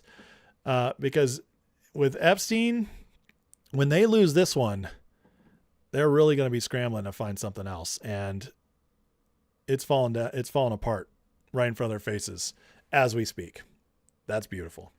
All right, guys. Hit that like, hit that subscribe. And let me get into the chat before we leave here. Make sure I didn't miss any super chats or memberships. Any fun stuff? Nope, not right now. Great. Catch up here. But thank you guys for hanging out today. It's been a long show, almost 3 hours, and long segments. But I appreciate you guys sticking with me. DJ asks, have I heard of the 3 books of Barron Trump called The Last President? Yeah, I have. It's really weird stuff. Really weird stuff in there. Yeah, very interesting. I've actually covered it in a show before. So, let's see. Ryan Lynn gifted an American Fire membership. Thank you, Ryan. Rachel got it. So now, Rachel, you can see all the members only lives that are, go to the community tab on my page, and you'll see listed there links for the members only to get in. Massey imitation. I don't think I could do Massey's, I mean, I don't know if I can lie with a Southern accent like he does. Now, they're all part of the podcast or the Epstein class. And again, I'm going to say, this is the Epstein administration. This is the Epstein administration. I don't think I can do Massey. Yeah, I don't think I could do that. Thank you. All right, Life says, congrats on passing 30,000 subs. I appreciate that. Thank you. You're awesome. Peter says, London calling behind the plot. Maybe that's the way it was so bold, like a movie. What are we talking about? I missed that one. Thank you, Bev. I appreciate you. You're awesome. Kat, you're awesome. You guys are the best. Let's see here. Trump should issue an EO for nationwide mutual combat. What? What would that accomplish? That's interesting. Yeah, DJ, I have a whole playlist, Epstein Files. You should go in there. There's dozens of hours of shows I've done on Epstein. And I did clip most of it. I didn't used to clip my lives until the last few months, but so you're going to have to go back and watch the whole ones earlier, but I've covered Epstein extensively.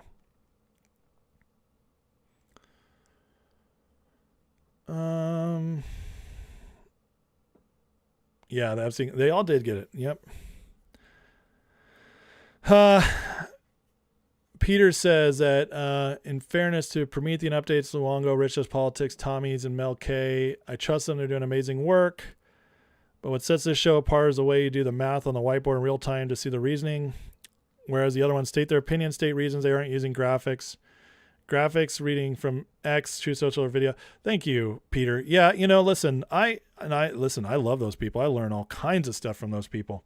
So I'm not, my favorite channels are Promethean Updates and Tom Luongo and Mel K and all those. So I have nothing bad to say about any of them. But I do my show a little different on purpose because I do want you guys to always see what I'm seeing so you can understand why I break things down the way I do or why I think the way I do. Because it's great to just talk about stuff. It's like you could just listen to me like we listened to Rush Limbaugh back in the day. but seeing is effective, and it's good to connect that stuff through that. So, who's been listening to Whitney Webb? You know, I'll never tell you who not to listen to, but Whitney Webb is I really believe she's a deep stater. I should have more subs. Thank you, Linda. Well, I'm growing. I appreciate that. I really do. Mel K's going on with Eric Metaxas. Ooh, I'm going to have to listen to that. Eric Metaxas is great. Great stuff. All right, guys. Well, I got stuff I need to do. So, oh yeah, Mike Steger on Promethean Overviews. He's excellent. I'm trying to actually get him on my show.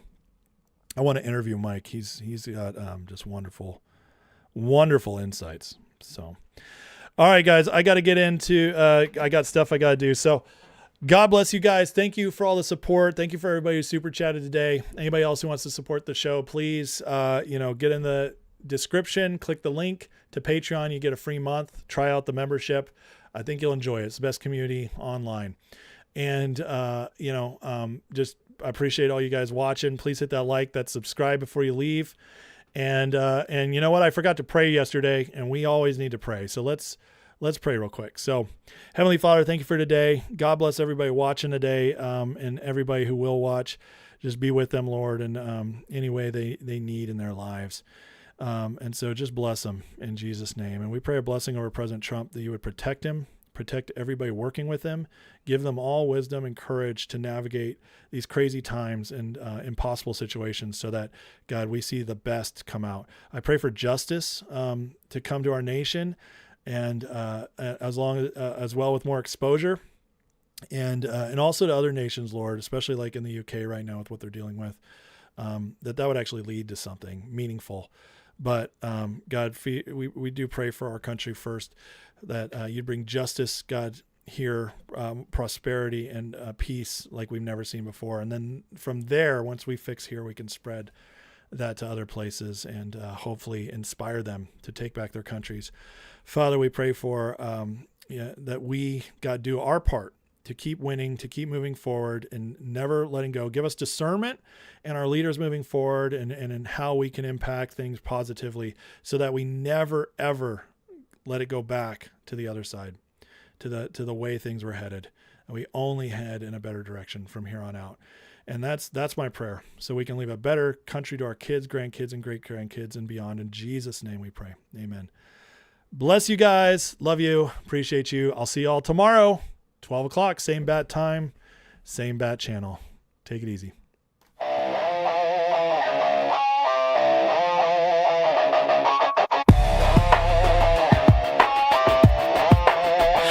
Headlines screaming like a siren at night. Red and blue shouting, nobody's right. Smoke in the streets, truth under attack. Everybody's loud, nobody's got facts. Feeds keep scrolling, nerves stay tight. Matchsticks flicked in the